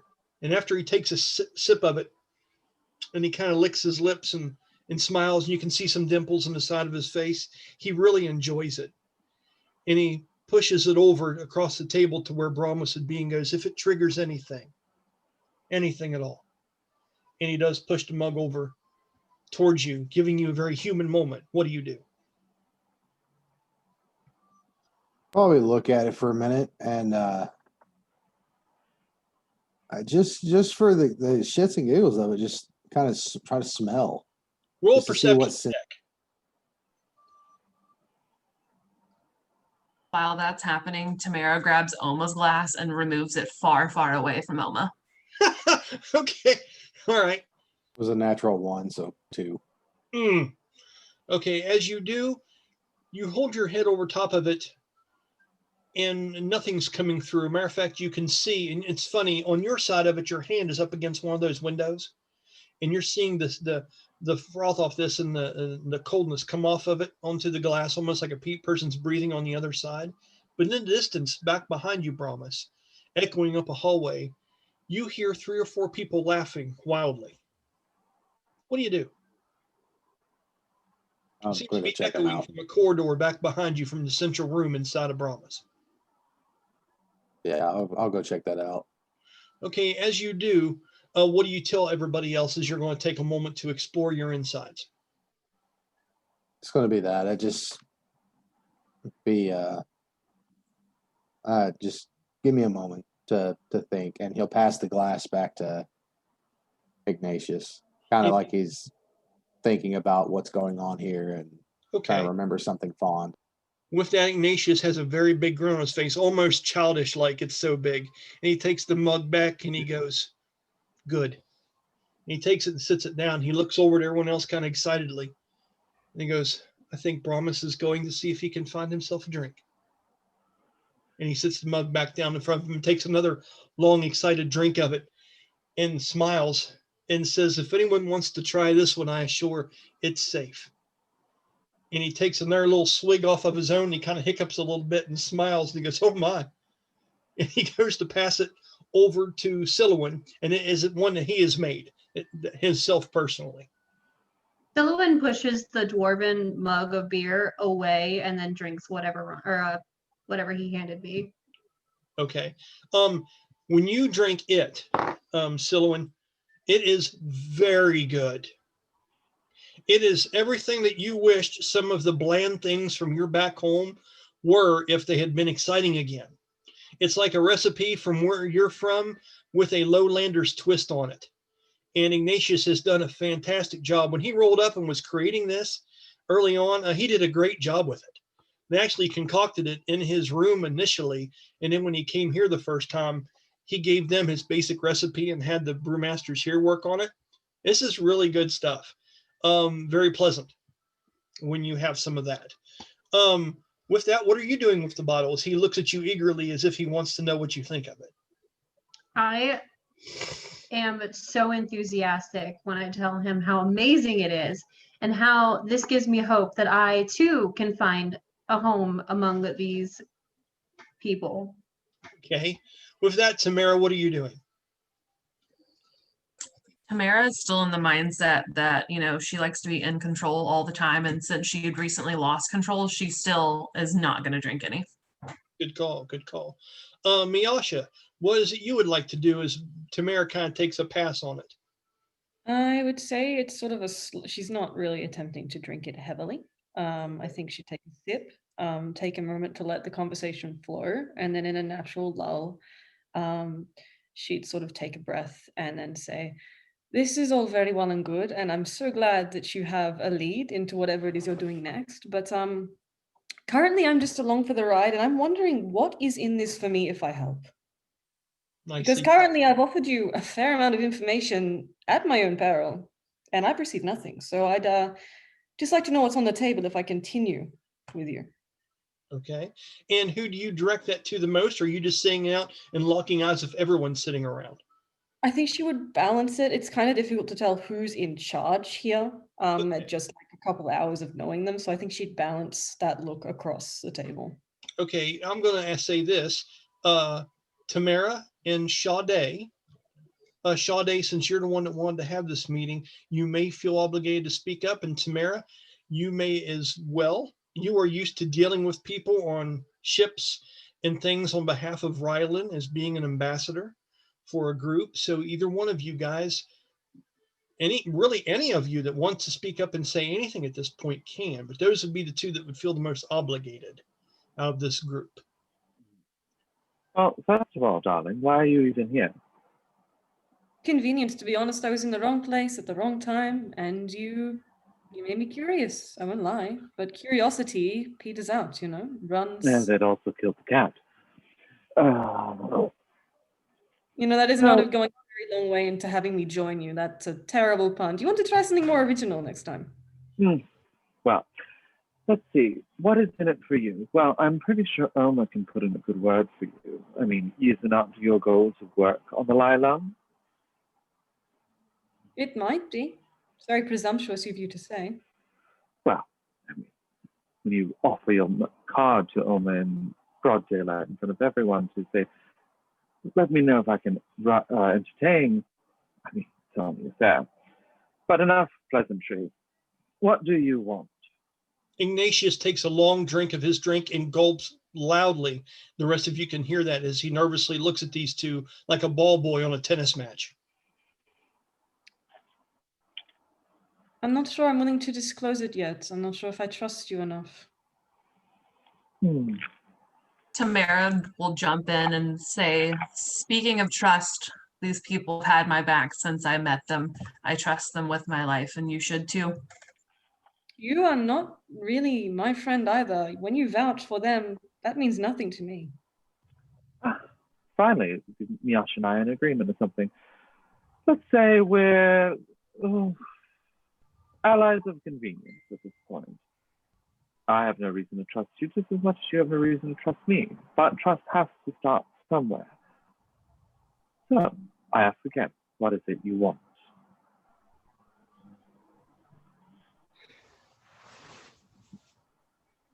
At its most simple, I need to travel. I need to get away from the city. I need to be in many places at a reasonable time. Good, we're starting somewhere. And I'm sure working with the Lai Lung or even traveling in a group such as ours might provide that for you. We're just asking that you be upfront about everything. Now, Miasha, I do want to make a point here. You know what's going on in the back of your head. You know what the overall plan is with you. You're playing it beautifully. So go ahead and do what you want to do. But you do notice in the distance, Dorbac is making his way up to the table with one of these dwarven horns of ale, which is very, very big compared to him normally, with a smile on his face. And he looks at you with question, almost like he's walking up to a dog and wants to feed it, but doesn't know if it's going to bite him or not. And he's giving you a look from about 20 or 30 foot away from the room as you're having a conversation with them, but you're also keeping your eye on the crowd. And he's bringing that mug up, and different people seem to be talking to him as if he's very popular, but he gives you that look. What is it that you're doing, Miasha? Or in answer to Sha-dae, she will say, I will be as open as my own caution allows. And as she says it, I think she'd lift her hand sort of to scratch at the back of her ear while looking at Dorbac in sort of like in almost a code of like, yes, you can come over. Okay, let's go do thieves. Inside check. Yep, do thieves can't, and do me a roll me a performance check. And Sha-dae, I want you to do a perception check. If she does high enough on this, you won't be able to have seen her do it. And Miasha, if you do high enough, Dorbac will get what you mean. It's 33. That's what I thought. Her performance is fucking NASA. It's not a rocket, it's NASA. 10. Yes, you know everything. Yes.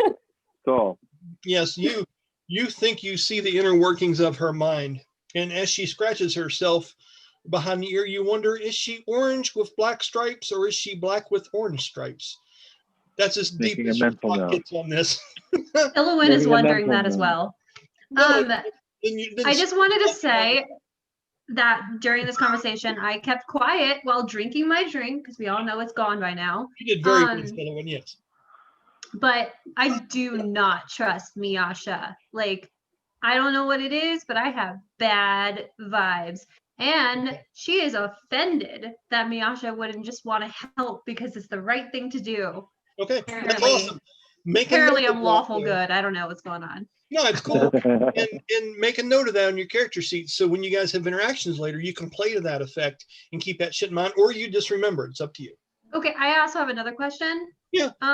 What is the wing situation on? Like with us sitting at a table? Are we sitting on our wings or what? Easy. I haven't had you guys role play having to get up and go to the bathroom yet. I haven't had you guys do anything of that nature. There's certain things I'm willing to look away from to have fun. Now, I just want to know what we look like. Is it awkward? What's happening? You know what? Roll a performance check.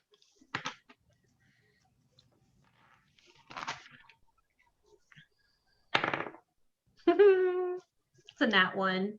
Okay, so what happened with you is you look like you have a cramp in your ass and you are having a very hard time sitting there with any kind of composure, and you keep on shifting like you have a leg falling asleep or something.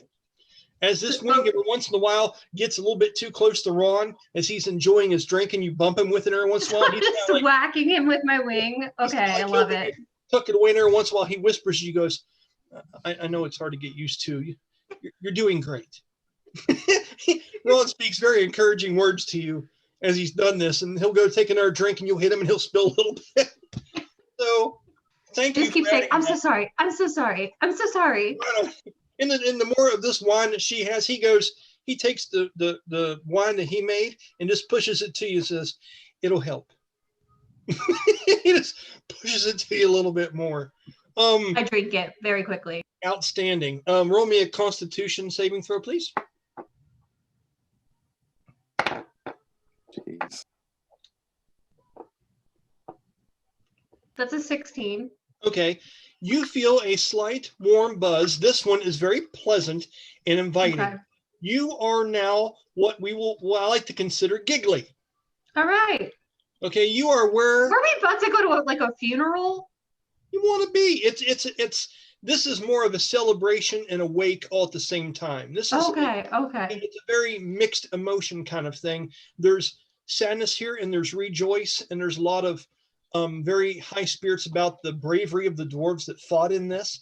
That's how the dwarves do this. There's no true sadness here because those that died are forever honored, and we are grateful that they sacrificed their lives. So it's celebration and remorse. It's more of a very prideful thing, and you're All right. feeling that overwhelming feeling, and it's starting to get to you, and you're getting this. I'm giggling. All right. Giggling. Okay. Yes, Kara, go ahead, please. I would say just watching the banter between Miasha and Sha-dae, now Tamira's a little hesitant of Miasha as well. And so she whispers to Oma, because she really like respects Oma, and has known her longer, I guess, than any of these other people. And she kind of asks Oma, like, what does she think about Miasha? Okay. She values her opinion. Now Rachel's holding her color up over her face. I'm causing controversy. Too much I fun. had her join the game to defeat you all. No. But Oma, what's your reaction? Tamara's kind of whispering at you beside a cat woman and a woman is part bird. That is what do you think of this? Your honest take on it. My honest take is that she Miasha may be playing off that she's bored, but she's really just trying to like see what she can get in the along the way of helping out. Yeah. And mind you, you have some insight to this because Miasha has addressed you more than the others at this point. When you first met as she was performing coming down Skywell, she extended her card and offered out to you and picked you out from the crowd. She enticed Silwen and brought her into this neat meeting of the minds. And that actually kind of hurt your feelings a little bit, Silwen, to know that this was a person you enjoyed her music and you thought there was some kind of bond creating here, and you realize that things are a little bit deeper than maybe you thought, is when she makes this very real turn in the conversation and it demands real answers, that the flamboyant street entertainer that you were charmed by earlier has some real intentions here and isn't someone easy to talk to. You like totally got that. Like, I am so upset about it because she seemed really cool, and now I'm just kind of skeptical, and I don't really trust. I don't know if I trust her. I want to trust her, and I feel like my character is like really gullible. So, because I don't know anything. And the thing is, you're not just giggly, but you're also pouty drunk. Yes. So giggly and pouty go hand in hand with the kind of drunk you are. So as you're looking, Kara just said real life. Yeah, right. And what's great is Miasha, when someone's over there looking at you every once in a while, you'll see her eye kind of twitch as she looks at you, and then she looks like she might start to make a tear, and she makes a mean face, and then turns away and takes another drink here once in a while. Like, broke my heart, you know. Yeah, that's fair enough. Okay, Tamara, that was what did you say? Oh, I said that's fair enough. I mean, I feel like she's broken a lot of hearts in her career, so more than likely. More than likely. Alex, that was your response to Tamara. How do you respond? She just nods, and like respect is a big thing for Tamira, and she does not feel the respect from Miasha. So Tamira's just gonna kind of sit back and watch, and you know, she does not. Miasha has not earned Tamira's respect yet, just from the whole conversation she has witnessed. So Tamira's just gonna take a step back. She knows that this is not her place to kind of take a lead role. So since the whole banter has been between Sha-dae and Miasha, Tamira knows this is not, you know, her time to shine. So she's going to sit in the back and just watch, be very observant. Okay. At that moment, I would like to say, if anyone wants to interrupt me, is there anything else, or can I move forward a little bit? We good? Yeah, are we saying Brahmus is back at this point? Like he's back to reality? I'm going to do one thing quick, then we're going to go to you, okay? Okay. It's a lot of things going on, but it's a very interesting conversation we're having. So at that moment, Dorbac, a very familiar person to several of you, shows up to the group. Okay. Now, Ignatius, Would I know him? drink down. Let's see. No, you Okay. wouldn't. Does he look Ignatius, trustworthy to me? he looks ornery. I wouldn't say he doesn't look trustworthy, but Silouan, he is very handsome and very charming. If a very lower look to him, he is a short halfling that has black with gray streaked hair and is a clean shaven face. And his deep set dark eyes with large eyebrows and a large chiseled nose with a sharp chin, and looks extraordinarily witty, almost devilishly handsome. But like, would Silouan be like suspicious of this man, or would she just be like, That's up to you to decide. all right, I guess I'll listen to what he has to say. Hey, there's an idea. No, I'm being a smart ass. No, I mean, when it comes to something like that, I'd rather just play them out and you decide. I'm not trying to tell your character how they feel about anything. You kind of decide, okay? And being giggly drunk, you can tell everyone out loud what you think in just a few minutes. Okay, so as he comes up to the table, Ignatius has met this person. Miasha, you know him and you know how you know him. Sha-dae, you recognize this as a very interesting meeting.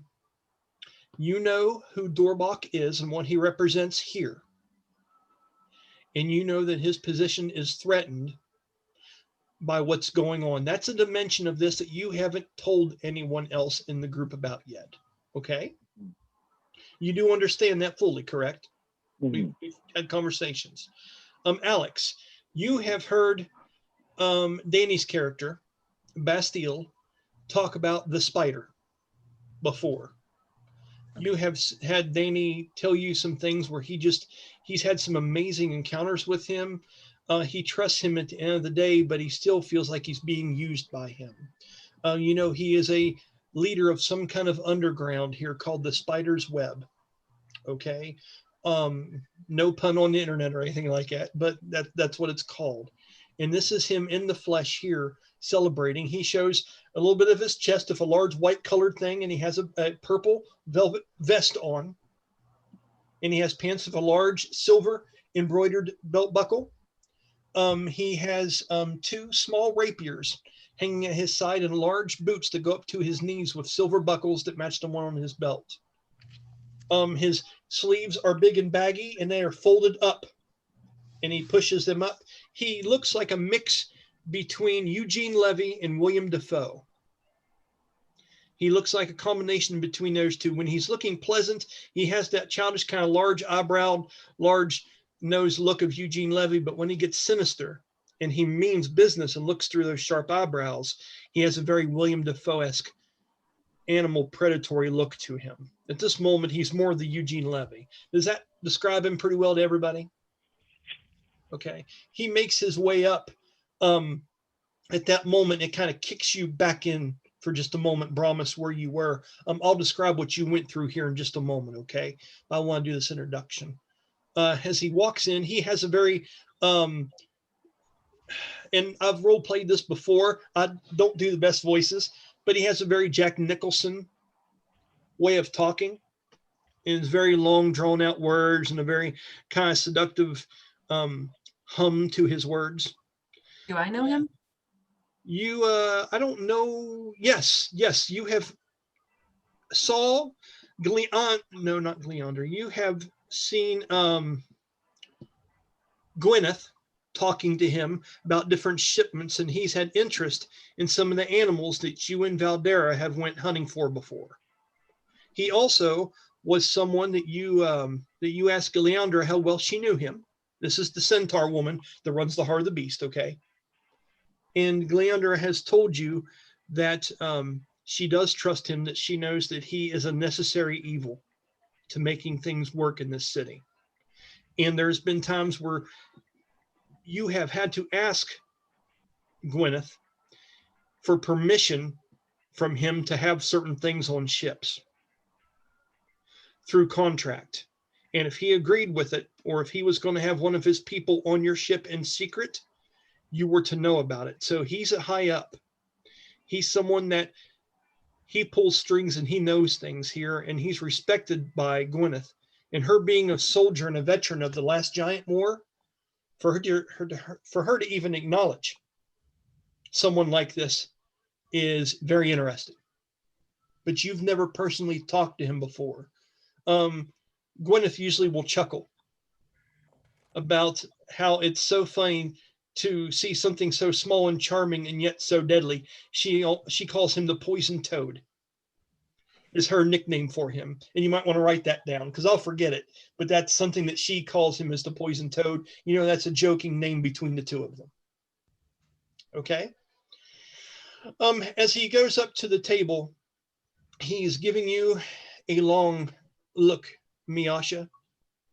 And as he does, and he comes over and he smiles and he has one eyebrow kind of cocked up.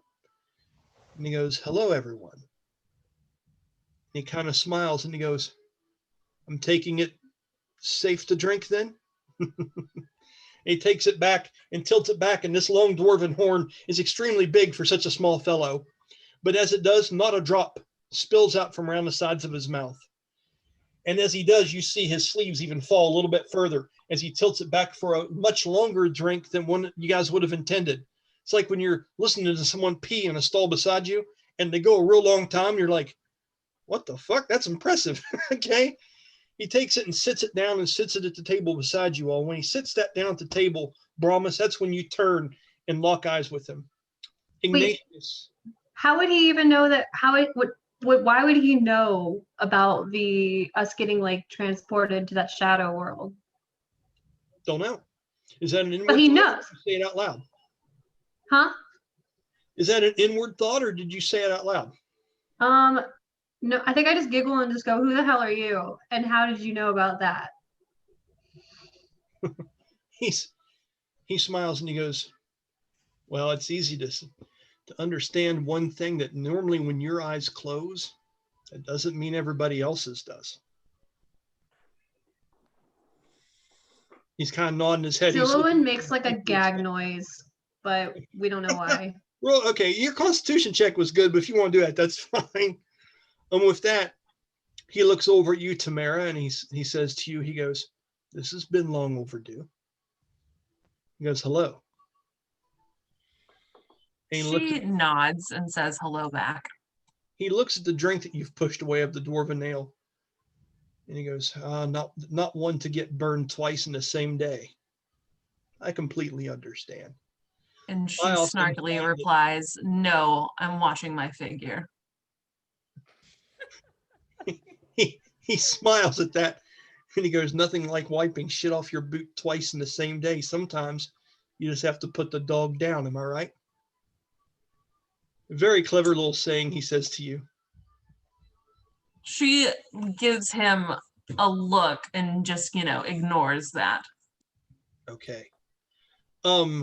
With that, he looks over and he studies the room for just a minute and he says, Miasha, I take it that you're making friends? Of course, I make friends everywhere I go. You know that. Zillowin giggles again and very quietly says, no. That's outstanding.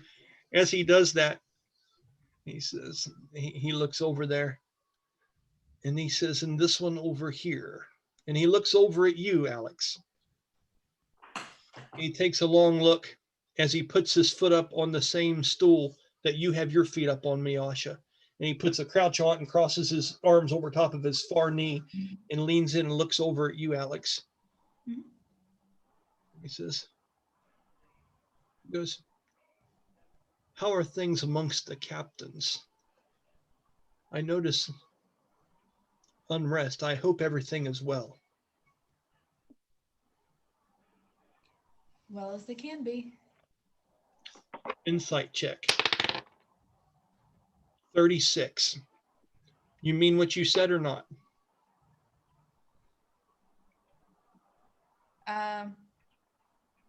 Not really. Okay, he knows that. And he says, you'll not have any shit on your boots either, I can see. He smiles at that. Looks over at Sha-dae and gives you a nod.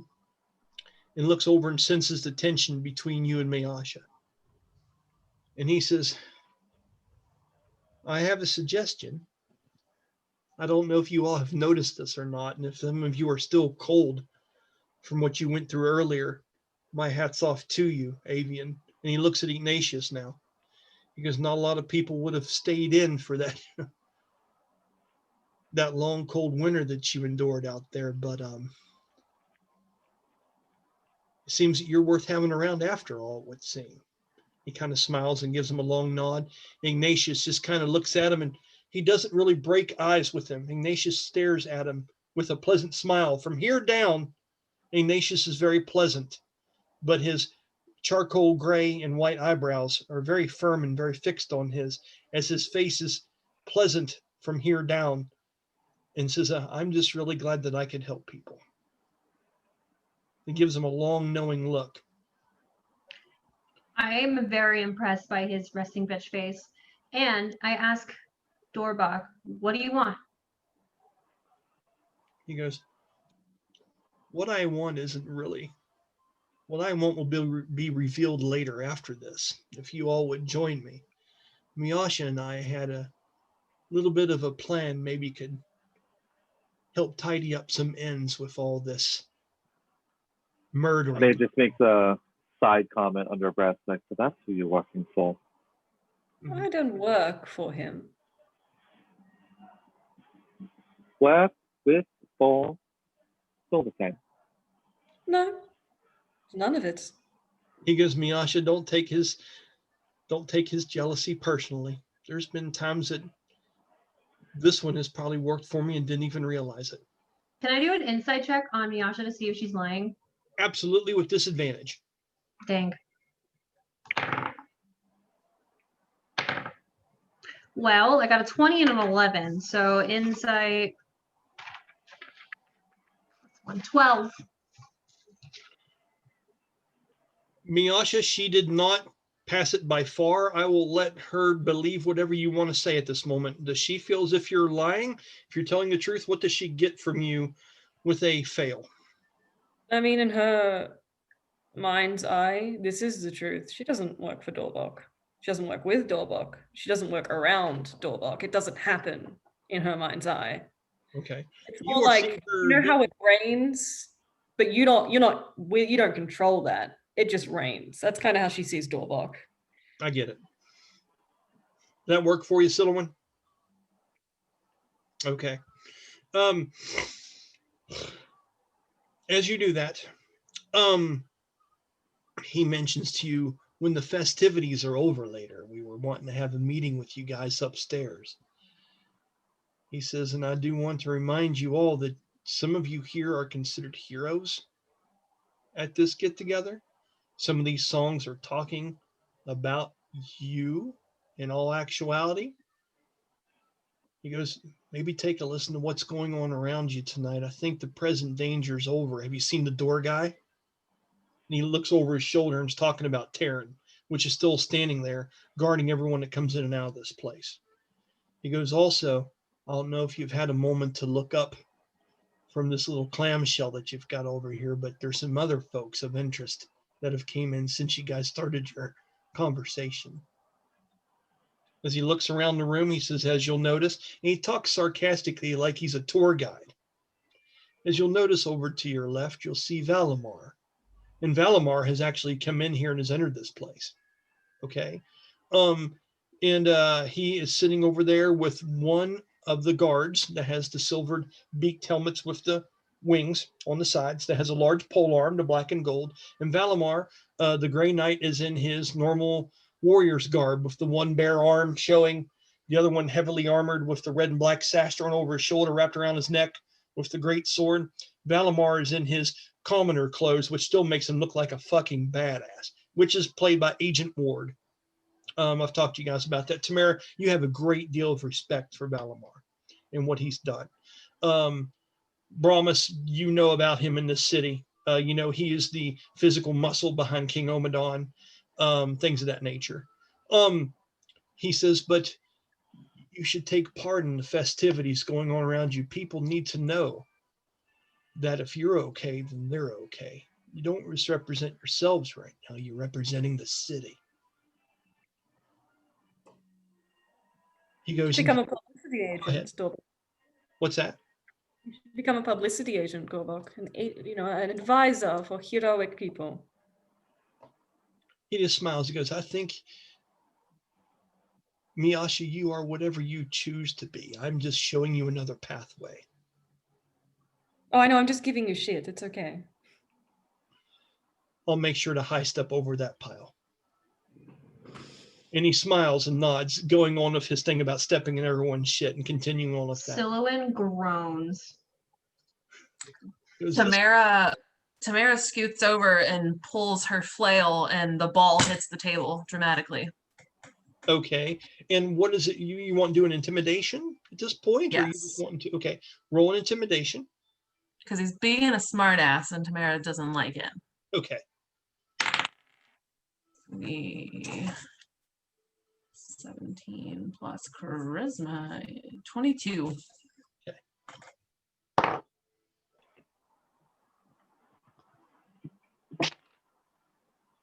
Okay.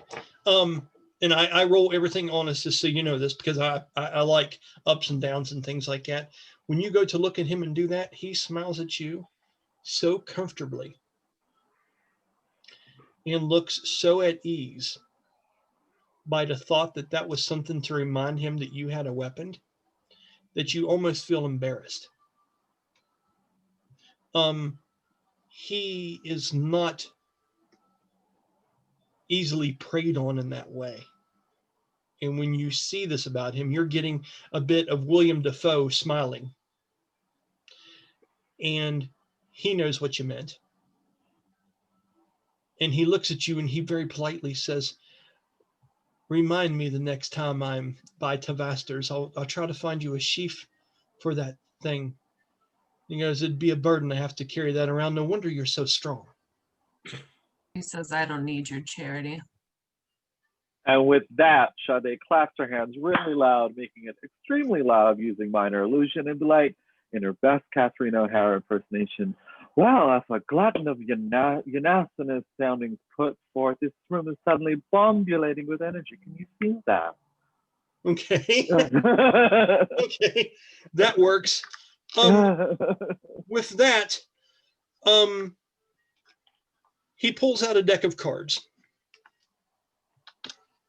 Okay. He says, there are several games going on around here that everyone else would like to see you all participate in. He goes, don't all look around at once or you'll seem too eager. And he goes, but I'd like to start you out with a very quaint one first, just to show that even though you all may think what you do of me, understand that honestly and sincerely, I respect and appreciate you all from what you did earlier too. Yes. I was just wondering, can we take a quick break before we do anything else? Yeah. Let me go ahead and finish this little saying real quick, and then we'll do. Okay. So he says, with that, you'll look around, and if you guys take to this a little bit more, some of the dwarves here that we're trying to make feel at ease would feel a little bit better if you guys partake in some of the events. And maybe this game I have available to you would be a nice, subtle start to that if you would indulge me. I'm sure by the end of it, we'll all found out a little bit more about each other and about ourselves. What do you say? And he pulls out what looks like a deck and a half of what looks like tarot cards. And he starts flipping them around almost like a magician, doing some very neat sleight of hand work, and lays the deck down and shoves it into the middle of the table. He says, what do you all say? I'll let you guys think about your reply while we're on our first break. Okay. So we go ahead and pause recording. We'll talk for 5 seconds and then we'll do it. So we're pausing in 3, 2, 1. We'll be back. Okay, we're back. Rachel had to go and get some studying materials.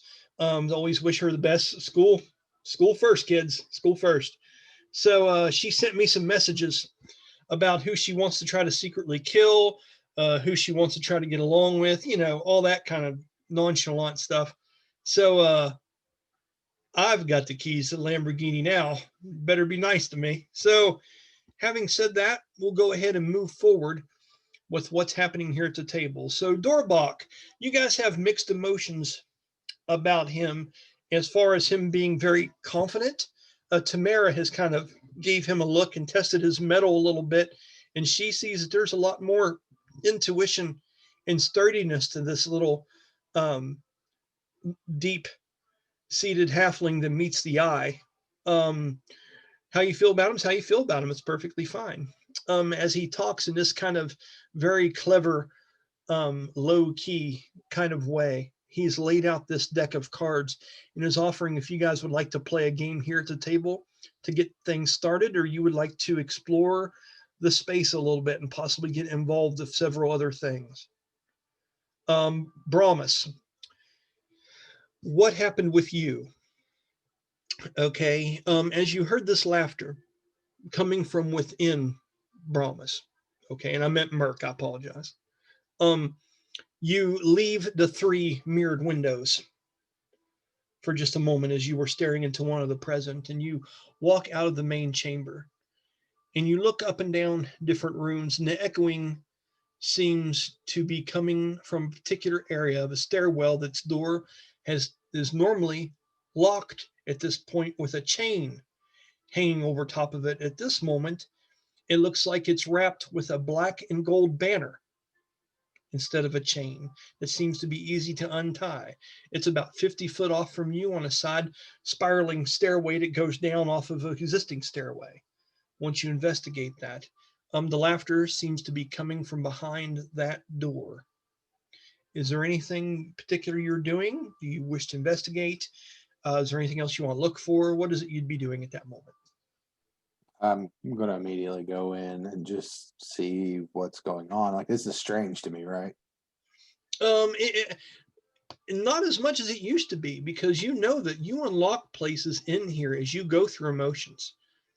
It's not that this place was created for an angel, but it adapts to the soul in it.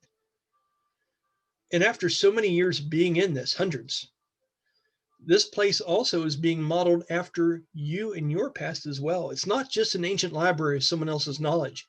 It's a compendium of your own, reminding you of some things that maybe were too painful, maybe some small things that maybe you'd forgot. It's in here, and sometimes it just needs little nudges to get you in the right direction. That's why I love it so much. It's a great role play thing. Okay, so as you touch the banner to unlock the door, you notice that it looks very similar to the ones you see in the city all the time, and it's materialized here just from your mind. As you pull on it, the door seems to open as the black and gold banner seems to fall off and land in your mortal hand.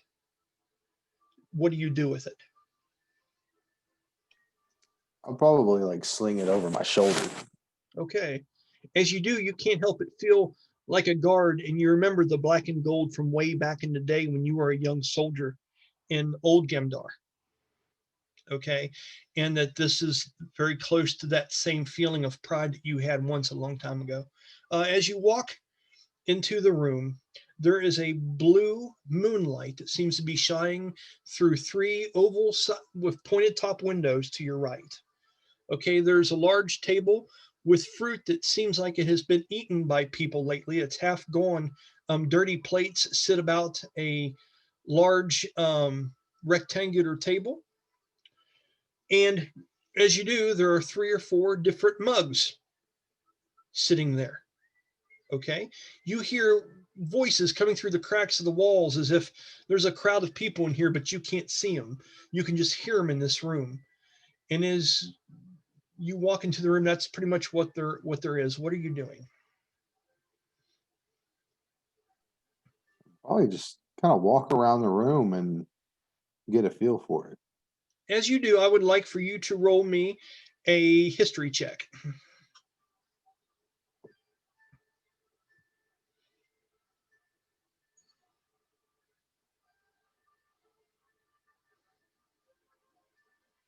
To 22. 22, good job. Okay, as you're doing this, you hear something scutter underneath the table. You see a shadow move. You could swear maybe you saw an image for just a moment, and then you hear a bump underneath the table. Okay? At that moment, as you stare at the table, you see a young hand reach up over underneath the table as if they're sneaking and feel around like this, touches an apple, and takes it. What are you doing? Lean down and look. As you lean down and you look up underneath the table, you have a little bit of a shock. I want you to roll a Constitution saving throw.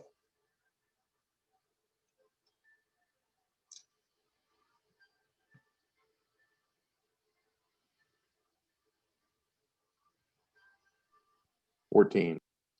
Okay, not the greatest, but not the worst. You are left jaw open as you are seeing a scene that looks very familiar to you.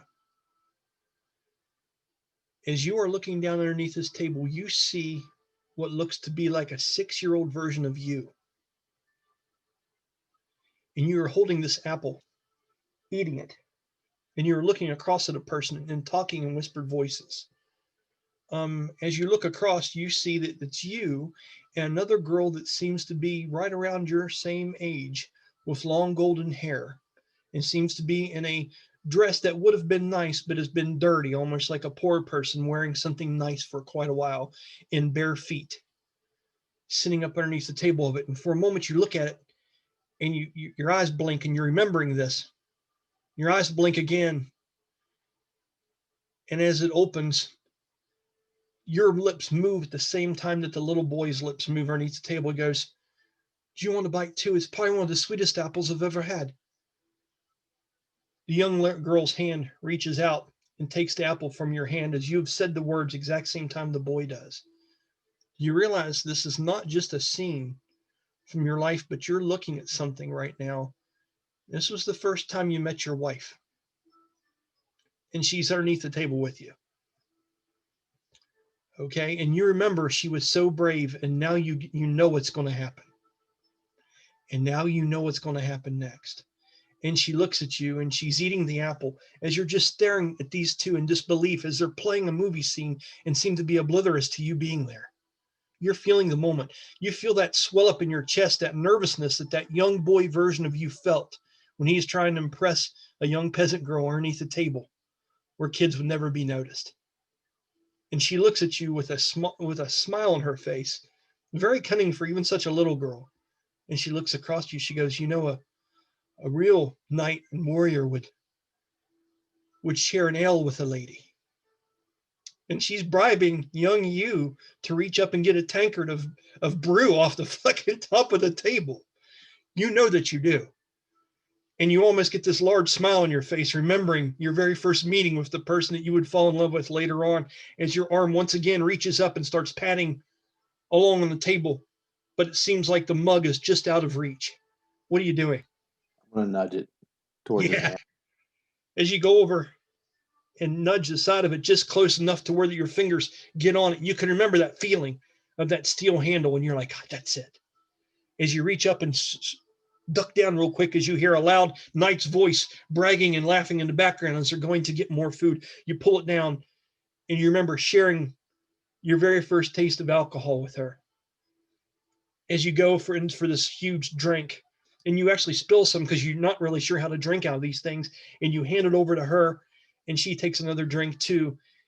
And Brahmus, as you're sitting there, or Merc, as you're sitting there and watching this, you feel something wet on your face, and you can taste it. And you take your hand and wipe off from the side of your mouth, and as you do, you see suds on your finger. And it seems that this place comes equipped to where even if you physically can't touch what's going on around you, it will share a memory of you. This place is equipped to keep you as happy as it possibly can be. And this is whatever this place is. This is Brahmus's way of letting you taste that drink from earlier. What are you doing? I'm going to look around and see if there's actually like a full glass laying somewhere. There is. I'm going to take it and just enjoy the hell out of it. Okay. As you do, you pick up the mug and you hang out in there. And do you want to take it back to the window with you? Or do you just want to hang out here? Okay. Yeah, I'm going to take it back with me. All right, cool. So you've got your mug And now you're going back up and you're walking back up the stairway. And as you do, and you go to turn around and shut the door, you turn around and look, and you see the two of them holding hands underneath the table. And you know that this particular day you weren't brave enough to kiss her. But you know maybe that's a memory you'll have some other time now. When you go back up to the windows, when you're ready to go ahead and jump back into the present. And when he lays down those cards on the table, that's when all of a sudden your head turns to the side and Dorbac gives you a look with a grin and looks into that large visor that you have on you and gives you a knowing nod. And it says, and of course you as well. What game would be complete without all the heroes? And people saw what you did down there, and everyone's been talking about you particularly today. It's good work. He gives you a respectful nod, Brahmus. What do you do? Having gone through that, Brahmus will realize that it's been a long time since he's actively taken a chance at anything. So he's probably going to take part in Dorbac's game. That's cool. Guys, you would see that Brahmus puts his hand down on the table as if to say he's in. What do the rest of you do? And whatever you want to do here is perfectly fine. Just take for granted what you know. You know who he is. You know how you feel. But to at the end of the day, in brass tacks, you don't know that he's ever done anything to lie to any of you or hurt you in particularly that you know of. And you know that he's a necessary evil in this place, and he's appreciated by the king to a degree. And that's kind of the overshadow that casts on him. Your personal feelings are that, and play to them. I'm just reminding you of facts. What would you all like to do at this moment? Tamara? Go ahead, I Sha-dae. know, right? Okay, Tamara, go ahead and go first. Sorry, I shouldn't do that when we're on camera. It's like, what's everyone doing? Tamara, please go first. So Tamara clearly doesn't like this guy very much, but she knows that Gwyneth. All good? Okay, sorry. That Gwyneth thinks he's a necessary evil as well, so she's going to play into that. And her seeing Brahmus do it, she will go ahead and do it as well. Like put her hand in, like she's in as well. But because she's not drinking, she feels like if he's up to something, she will know. Awesome. Okay, thank you for the insight. I appreciate it, Kara. Scylla, what were you wanting to do here? Old Giggles, what's going on? I definitely do not like him, and I'm giving him like the angry face the whole time. But as soon as he pulls the cards out, I'm like, ooh, a game. I'm in. I put my hand on the table. Okay. Insight check of 29. You mean it?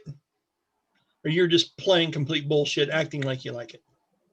No, I absolutely am super excited about a game. Okay, all right. He goes, that's what I'm talking about. He goes, and the rest of you?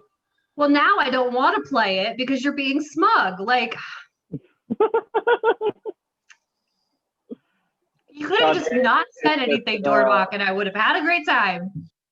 He says, saying things is kind of what I do. Well, maybe don't. Interesting. And the rest of you?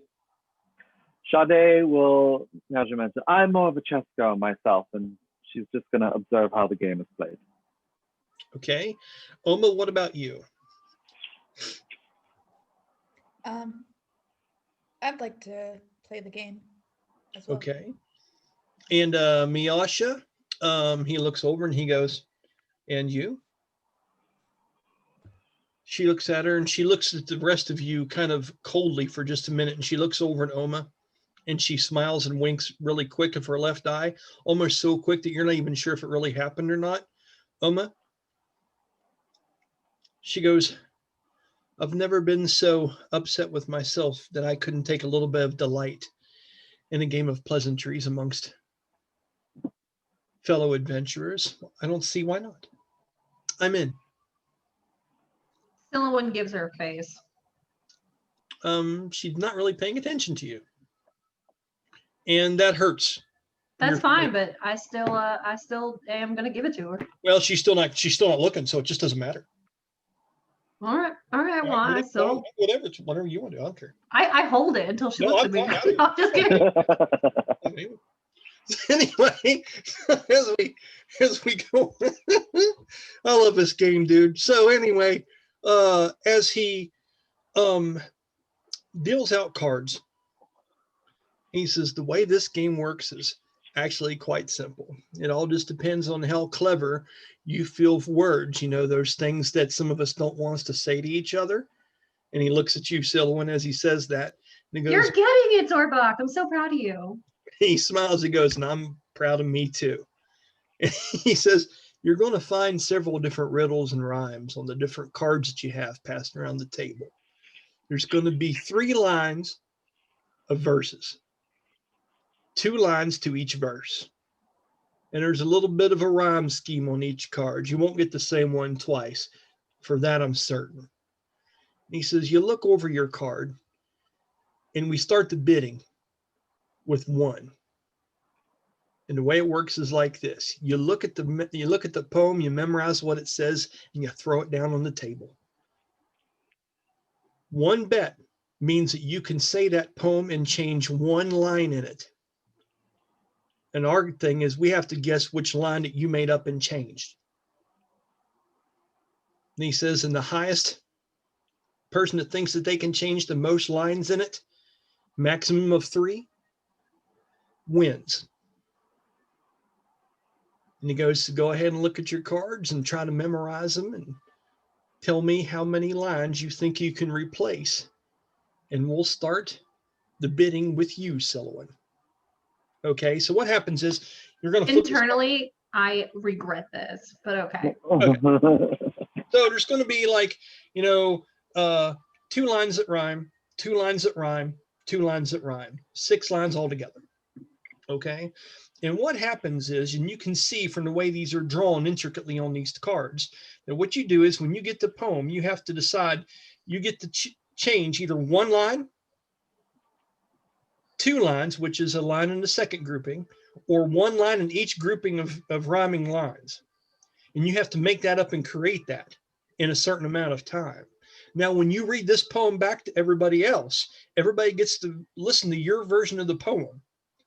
And they have to decide what lines you made up and what lines are real. And if you're able to fool the majority of the table, you win. So it's a game of memorization. It's a game of being able to rhyme and being creative and things like that. Okay. We're going to go ahead, and I have 6 different poems written out. Oh, I thought we were just going to play this out without actually doing the poem. No, oh no, my God. Brian! I got it ready. And I will privately message you if you are the one that makes the highest bet. And I will send this to you, and I have a timer for my categories game here that I will flip for you to have time to try to make up your own rhyming lines. With this, you're going to have to really do this shit in game, okay? And and so I'll start the bidding with you, Silwyn. You look at the poem briefly, and it seems... Do I even have money? You don't even know exactly what there's... You're just betting how many lines you can get. You don't know what the winners get at this point yet. Oh, okay. I didn't know if we were betting money. Okay. He hasn't said that. No. So when you look through this poem, however confident you personally, Heather, feel with your ability to memorize some short lines and make up a rhyming line that no one will know is fake, what would you like to start the betting at? Do you think you can do 1, 2, or 3? Now, if I were to say 1 and be conservative about it, would that automatically would I automatically lose because somebody else gets 3 lines? I don't know. Depends on what everybody else says. No, I'm asking how the game works is what I'm asking. Oh yeah, the person that can do the most and try it, if they can pull it off and they can do it in more lines, they get 3 points. You get 1 point for each line you can do. Okay, well I guess I'm going to start with 1 for now because I don't. Okay, so go ahead and roll me a persuasion check.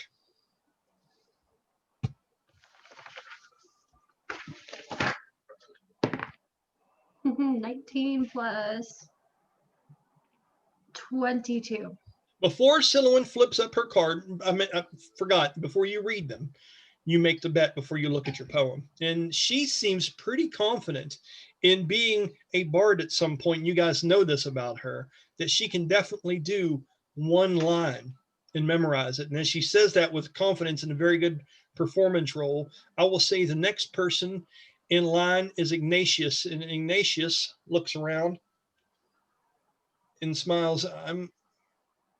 I'm going to have to see someone else do this first before I have the confidence to try.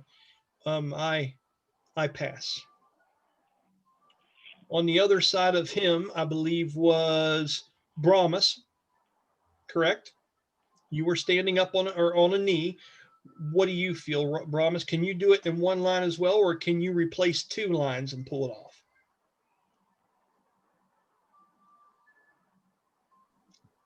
I think Brahmus has been around for a while, so his ability to meld words is pretty high. So he's gonna just shoot for two. Okay. Just to, as he says that, Silouan, feel how you want to feel, say what you want to say, but he is just up the ante by at least one.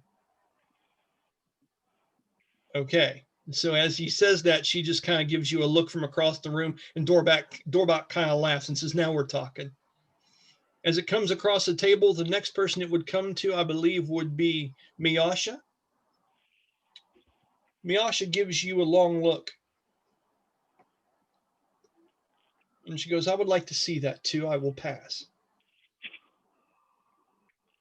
Dorbac looks over at you and says, Tamara, are you in? Can you meet his two, or would you want to raise the ante to 3? Tamara accepts the challenge, and knowing that Brahmus is much older and wiser, she's going to try to equal him, and we'll go for 2 as well. Okay, she says she can do 2 as well. That's interesting. Oma, what would you like to do? Just 1 for me. She can do 1. Okay. Sha-dae, what about you? Sha-dae is abstaining from the game. She's observing how it's played. Okay. So the highest bid we have right now is 2, and that's a tie between Brahmus and Kara. Okay. So what happens at the source of a tie is I'm going to roll a dice. And he says, pick a color, and you'll be the one to go. Red or black as I roll. Brahmus, you were the first one to place the highest bet. You call the color. Okay, 1 through 10 is gold, and 11 through 20 is black. Call the color. black. Okay, it was 2, so it's gold. So Tamara would be the one to go. Okay? Yeah, what's going on, Silouan? I'm sorry, I was just playing with this clip. Oh, it's okay. I thought she's waving her hand at a question. Okay, so here's what I'm going to do. On my phone, Kara, I'm going to take a picture of one of these poems. I actually do have a question. Do the people who want to do one line, are we not playing? Yeah, we'll get there. It depends on okay. If these ones fail at their 2 lines, then you get a chance to go after them because you made a lesser bet. Gotcha. Okay. So I'm going to take a picture of one of these poems, and I'm going to send it to you on Facebook. Okay, your personal page, that way no one else sees it. That's the best way I can think to do this fast. And hopefully you'll be able to see it. Everything will be fine with it. And then I'll give you just a few minutes just for role-playing purposes. And then when you're ready, we are going to see how you perform this for everybody. Now, am I changing the entire line, or am I allowed to just change certain words? 1 entire line. Well, now you'll be doing 2 lines. So let's say the first 2 lines rhyme. You'll have to change one of those. Now the second 2 lines also rhyme. You'll have to change one of those. And the third 2 lines rhyme, or you could pick one of those. 2 of the 3 groupings of rhyming lines you have to change. That way the rhyme scheme continues, So you're going to have to make it rhyme to some degree, and you're going to have to see if you're able to fool everybody. Okay. So it sounded fun when I made it up, and hopefully this will work out. I have a good feeling, everyone. I can find where the hell I wrote this down at. It's right here. Okay, and here we go. Okay, I'll start you off with a simple one. Okay, so I'm going to take the picture of it now. Go to Facebook here, get on the messenger. I'll take the picture of it. Okay, messenger. Okay, let's go ahead and go Ventures of Ulran. Go to members. Okay, I'm going to go to Kara. I'm going to send Kara a message. And I'm going to take a picture. Okay, so I think you'll be able to get this.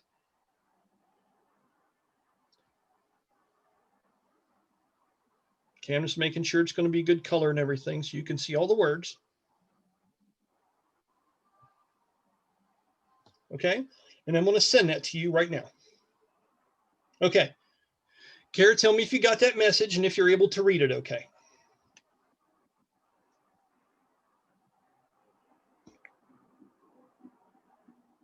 Okay, cool, right? That's a pretty quick way. Jeremy, I would like for you to be the timer. Do you have a stopwatch or anything available to you? Okay, I'll give you just a minute to look at that, Kara. And then we're going to see, okay. So I'm going to give you just 1 minute to look it over. Okay, go ahead and read through it, and you're going to have to change 2 of those 3 groups of lines. When to start. Okay, and just a minute, I'm giving her a moment because I know her character has a pretty decent stat on that, and I want to give her a second to absorb this. Okay. Okay, you got about 30 more seconds, Kara.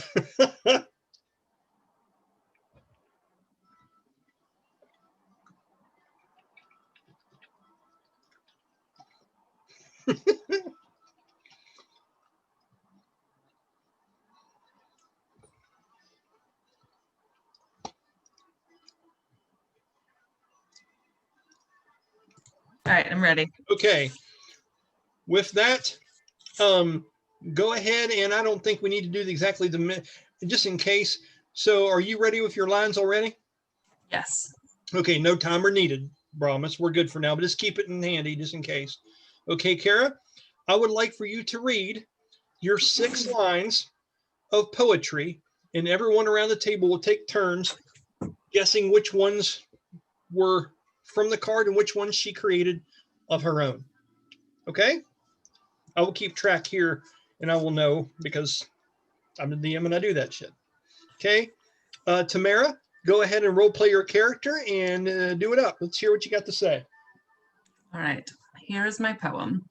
Can a paladin mend? Can a mug have an end? Can a friend come along? Can a bard have a song?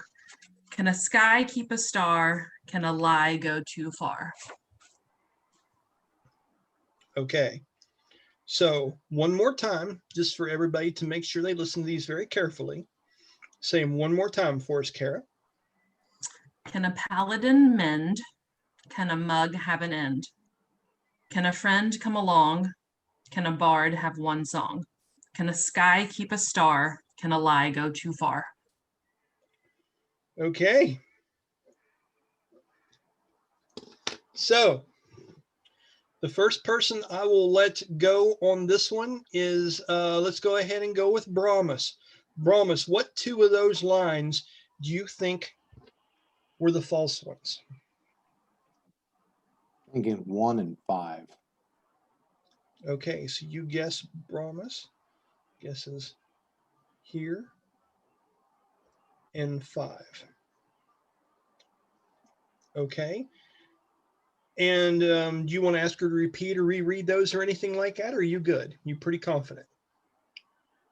Okay, Oma. Of those lines, would you like her to repeat anything, or do you want to go ahead and guess at which 2 of those out of the 6 were not part of the original poem? I'll go ahead and guess lines 1 and 4. Okay. My guess is lines 1 and 4. Okay, Silouan. Of that, if you would like her to repeat them, you're more than happy to ask her. Do it in character.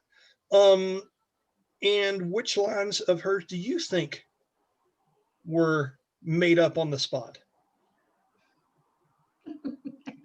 I have no idea. That's a good thing. That's a good thing for Tamara. Let's go over them again, Tamara. Say them one more time. Yeah, let's do it one more time. Oh, hold on. Okay. All right. Can a paladin mend? Can a mug have a friend? Can a friend come along? Can a bard have one song? Can a sky keep a star? Can a lie go too far? What's your answer?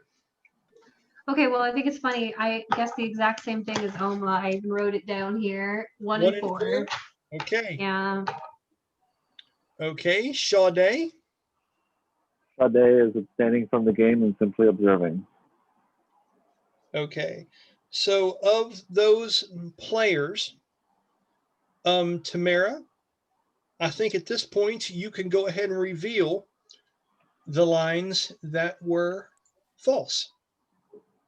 Lines 1 and line 3. So you guys all pretty much knew that her first line was bullshit.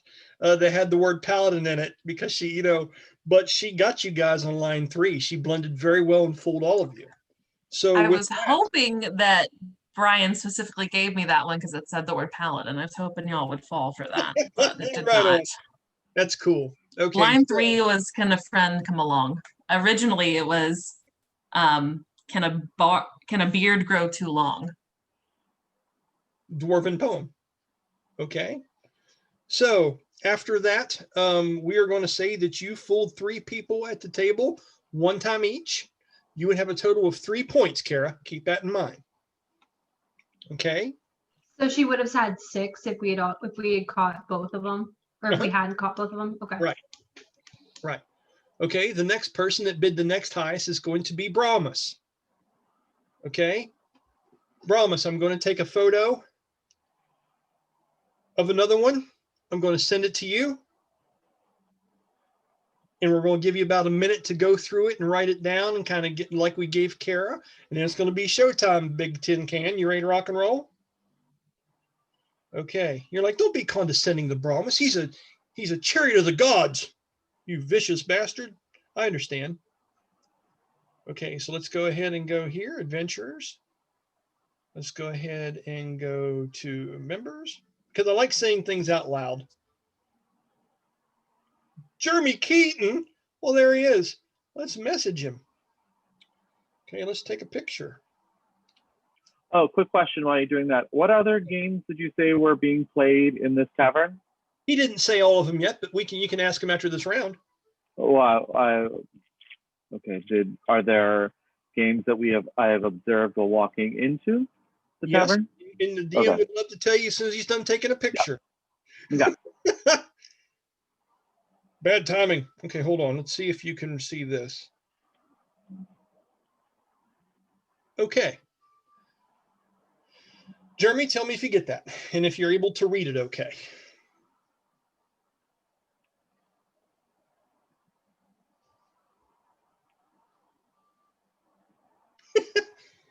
You got it, buddy?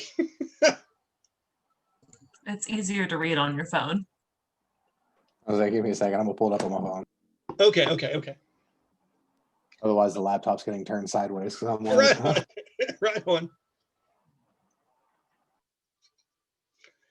Now that he's taking a minute and reading, if you would, Silouan, do me like a minute 30-second timer for Brahmus to look at his poem and get ready and stuff, and tell me when that timer is up, please. You're on clock, Brahmus. Sha-dae, there are several different games going on along here. You have noticed the one that you're playing, different people seem to be playing at different tables, which is a card game. It's Dwarven. Okay. There is one over there that seems to be called Rojord.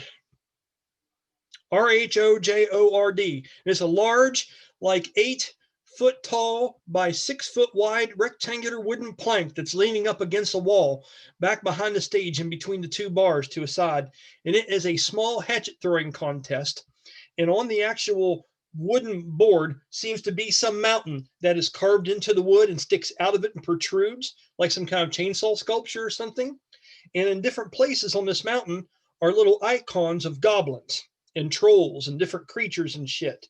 There's a draken, an ogre, a troll, a goblin, and a giant. And there's different images of their faces hiding in all different places on this mountain. And you have to stand back behind a line, and you have to be able to throw a hatchet and hit one. And on each side of this large rectangular board are 5 metal spikes that have a brass ring that hangs around them. The first person to hit all 5 creatures is able to defeat the enemies on the mountain and push back the enemy forces, and you win. And on the ring is what looks like a bronze emblem of a ram's horn, and you know that Rojorn is the name of a dwarven god. And That's it's 1 minute and 30 seconds. Okay, so just a minute, Brahmus. And Rojorn is the symbol of one of the dwarven deities. It's a ram. Okay, we'll get some more games here in just a minute. Brahmus, would you like to go ahead now and perform your 6 lines of poetry? And we will see who gets what. At your ready, go ahead, sir. And you said you could replace 2, right? Okay, go ahead and give it a shot. All right.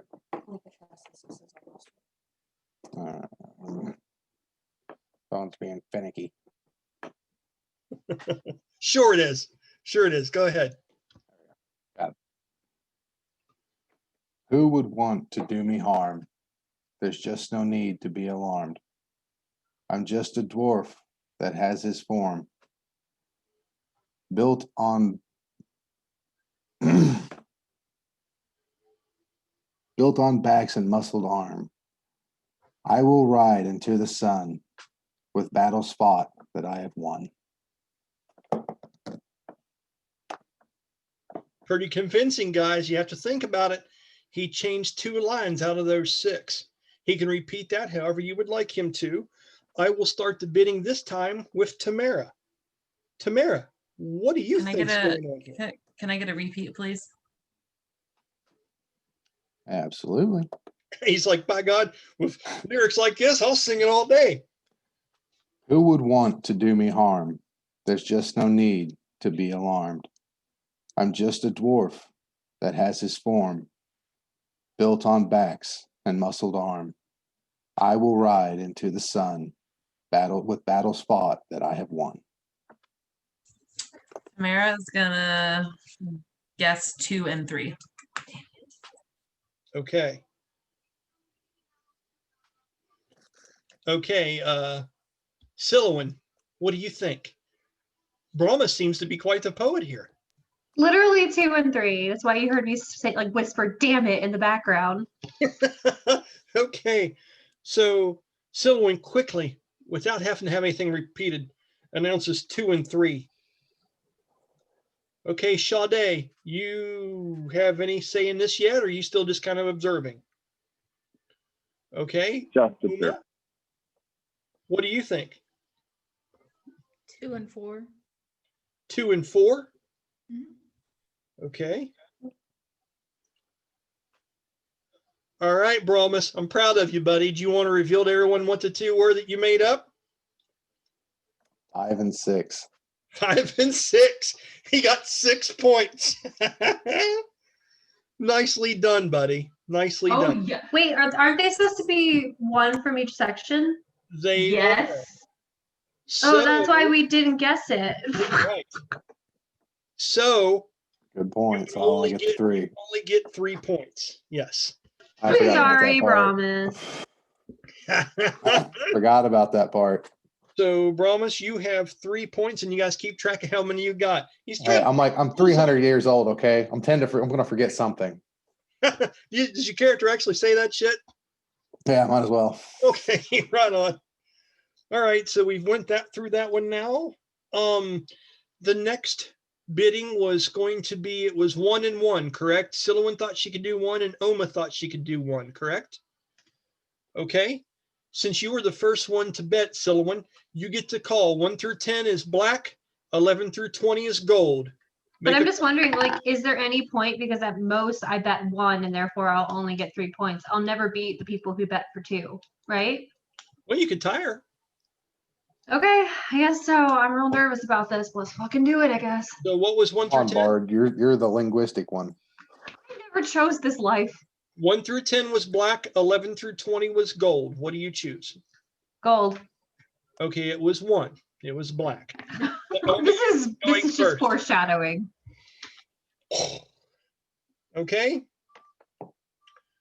Alex, I'm going to do the same thing for you. I'm going to send you a message, and then I have another poem after that. Then we'll call it a night and wrap it up, okay? I know it's getting past that time, but I wanted to get into this a little bit for everybody. Okay, so let's do this. This is working out. This is working out pretty good. I like it. You guys are doing pretty good on your poems. I like it. Hey, Alex, message, and I will take. I like this one. This is my favorite one. Uh-oh.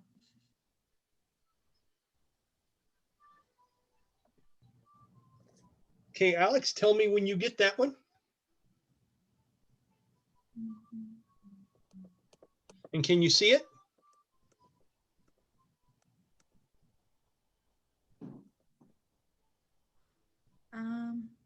Give it a minute, it's downloading. Okay.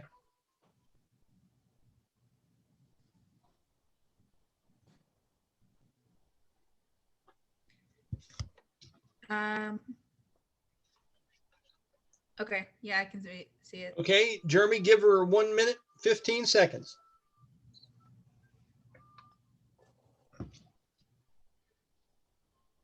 Hey, I have my reasons. Okay. Sha-dae, other games that you see across here. There seems to be some medieval version of Hot Hands. Only it's called Stealing from the Blind. And Roselia seems to be playing it with different people at different tables. There is a mug in the middle of a table. Your hands lay palm up on the table with a golden coin in each one. And there's another person that sits across from you with their hands facing down on the same table. And it seems to be the person with the coins in their hand has something wrapped around their head, so they are blind and they sit there. And it's almost like playing Hot Hands when you were a kid. So what you have to do is you have to be able to jerk your hand up and steal a coin from the other person's hand, okay? And then you have to be able to deliver it into the mug in the middle, okay? It's a dexterity versus dexterity type game, and I have rules set up for it. Seems to be a lot of fun. Sometimes you'll see the person cover the mug in the middle real quick so they can't deliver it and they only get the coin. Sometimes people are very fast and are able to jump up and snatch both coins at the same time. That seems to be going on at several different tables as well. Minute 15's up. Okay, Alex, as the time comes to a close, it is your turn to go ahead and perform and read your poem, young lady. You said you were only going to change one line of the 6. Would you please go ahead and do that? One line. Okay.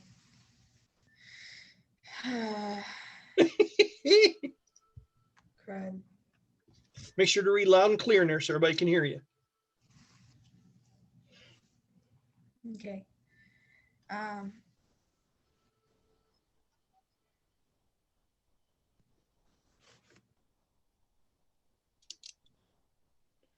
Okay. A horse's ass is made each day. A donkey sits while they're away. A troll will die if set ablaze. A statue made from Gorgon's gaze. A story told to teach you all. A monster hides inside us all. Okay, of those 6 lines, Silwyn,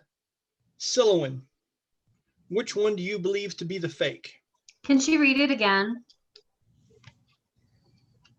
I'm sorry. Go ahead, Alex.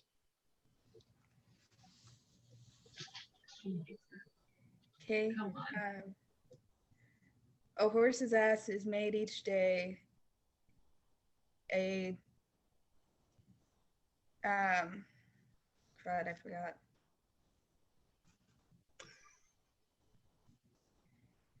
I'm sorry, I forgot. Okay, so at that point, you see that Oma has a hang up on it, and it becomes very clear as to which line it is that she doesn't know. I'm so sorry. As you can still, the hangover from earlier is a little bit tougher to hang in there than what it was. Would everyone like to make a guess as to which line is not the correct one in this poem? You're guessing number 2. What about you, Tamara? Tamara says 2. Brahmus, what are you thinking, buddy? I'll be honest, just hearing it the first time, I had no clue because they all went together so well. So I was originally thinking the first one. Okay. Do you want me to put down number 1? Yeah. Okay. So, Oma, would you like to tell everyone which line was not the accurate one? It was number 2, everybody. Shit.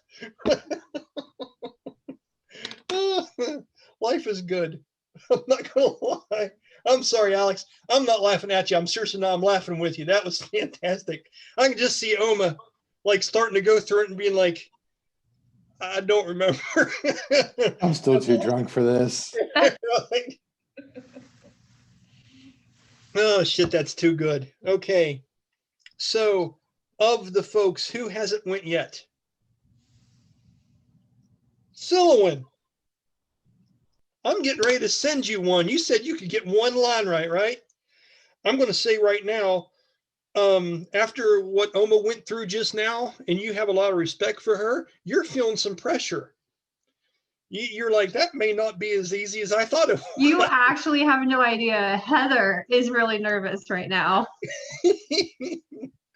Oh, shit. And just for fun, Alex, I'll have you be the one that takes the timer on her after I send her the stuff, okay? Shit. Okay, let's go message. Okay. Camera. Make sure I get it focused in here right.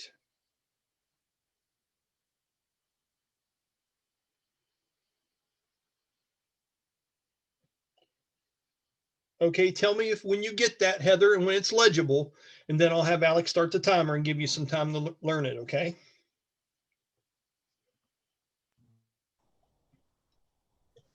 I have it now. Okay, Alex, give her 1:15. All right. And go. Also, there seems to be on one of the top decks, there seems to be arm wrestling going on, Sha-dae. And then on the other side, there seems to be bare fist boxing, where different dwarves are lining up and going toe-to-toe in hand-to-hand combat competitions to blow off steam and shit like that against one another, which is very interesting, very loud and stuff. And every once in a while, there's a little splash of ale, because that's going on the decks up above you in a big 20 by 20 foot outside deck area that second story reaches out to. So it's a really interesting thing going on right above you guys this whole time. Any questions, Sha-dae, about anything else going on in the room? Nope. Sha-dae is just looking at the other options. Okay. She bowed out, Alex? I'm done. I'm ready. Okay. Yep. All right. Awesome. She's like, I don't need your stupid. You save your pity for the weak, she says.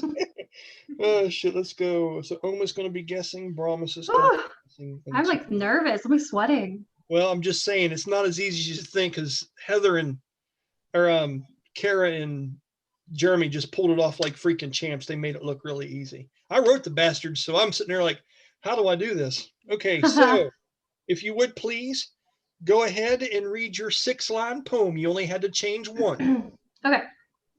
Gold and silver can be found deep within the underground. Rubies, red, and sapphire blue lie there, just to name a few. Swing your axe with all your might, and one day you may see their light.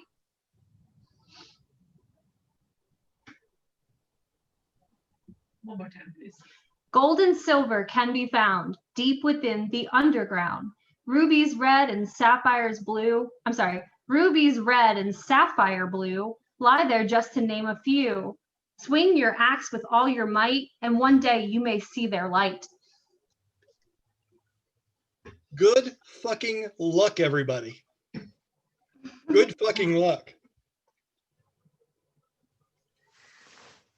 I'm like shaky. I don't know what. I don't like pressure games. Sounds- Ooh. Okay, so Brahmus, buddy, what are you thinking? One line to rule them all. What are you thinking, man? We'll go with 5.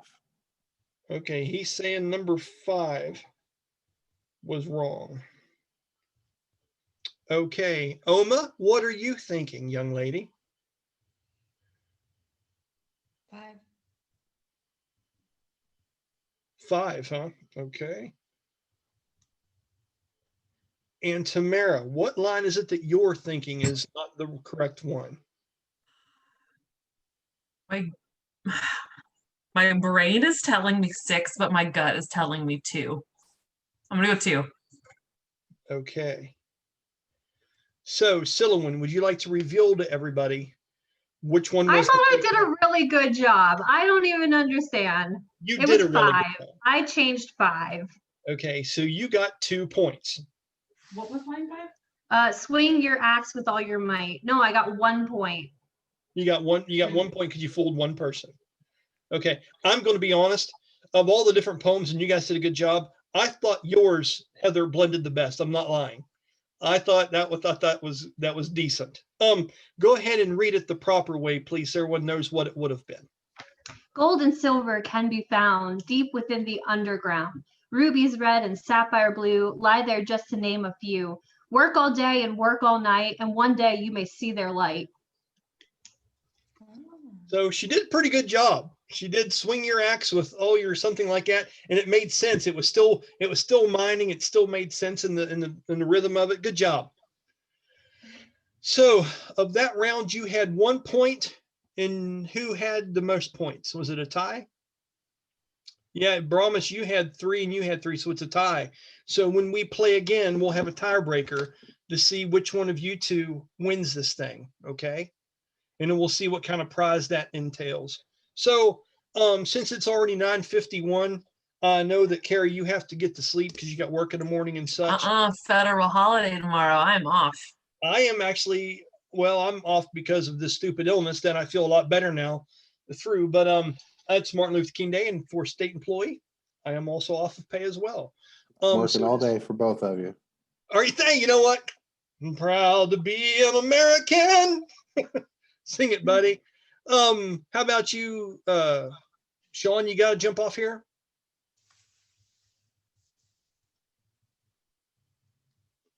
You muted. You're muted, bud. No urgent calling for me to jump off. Okay.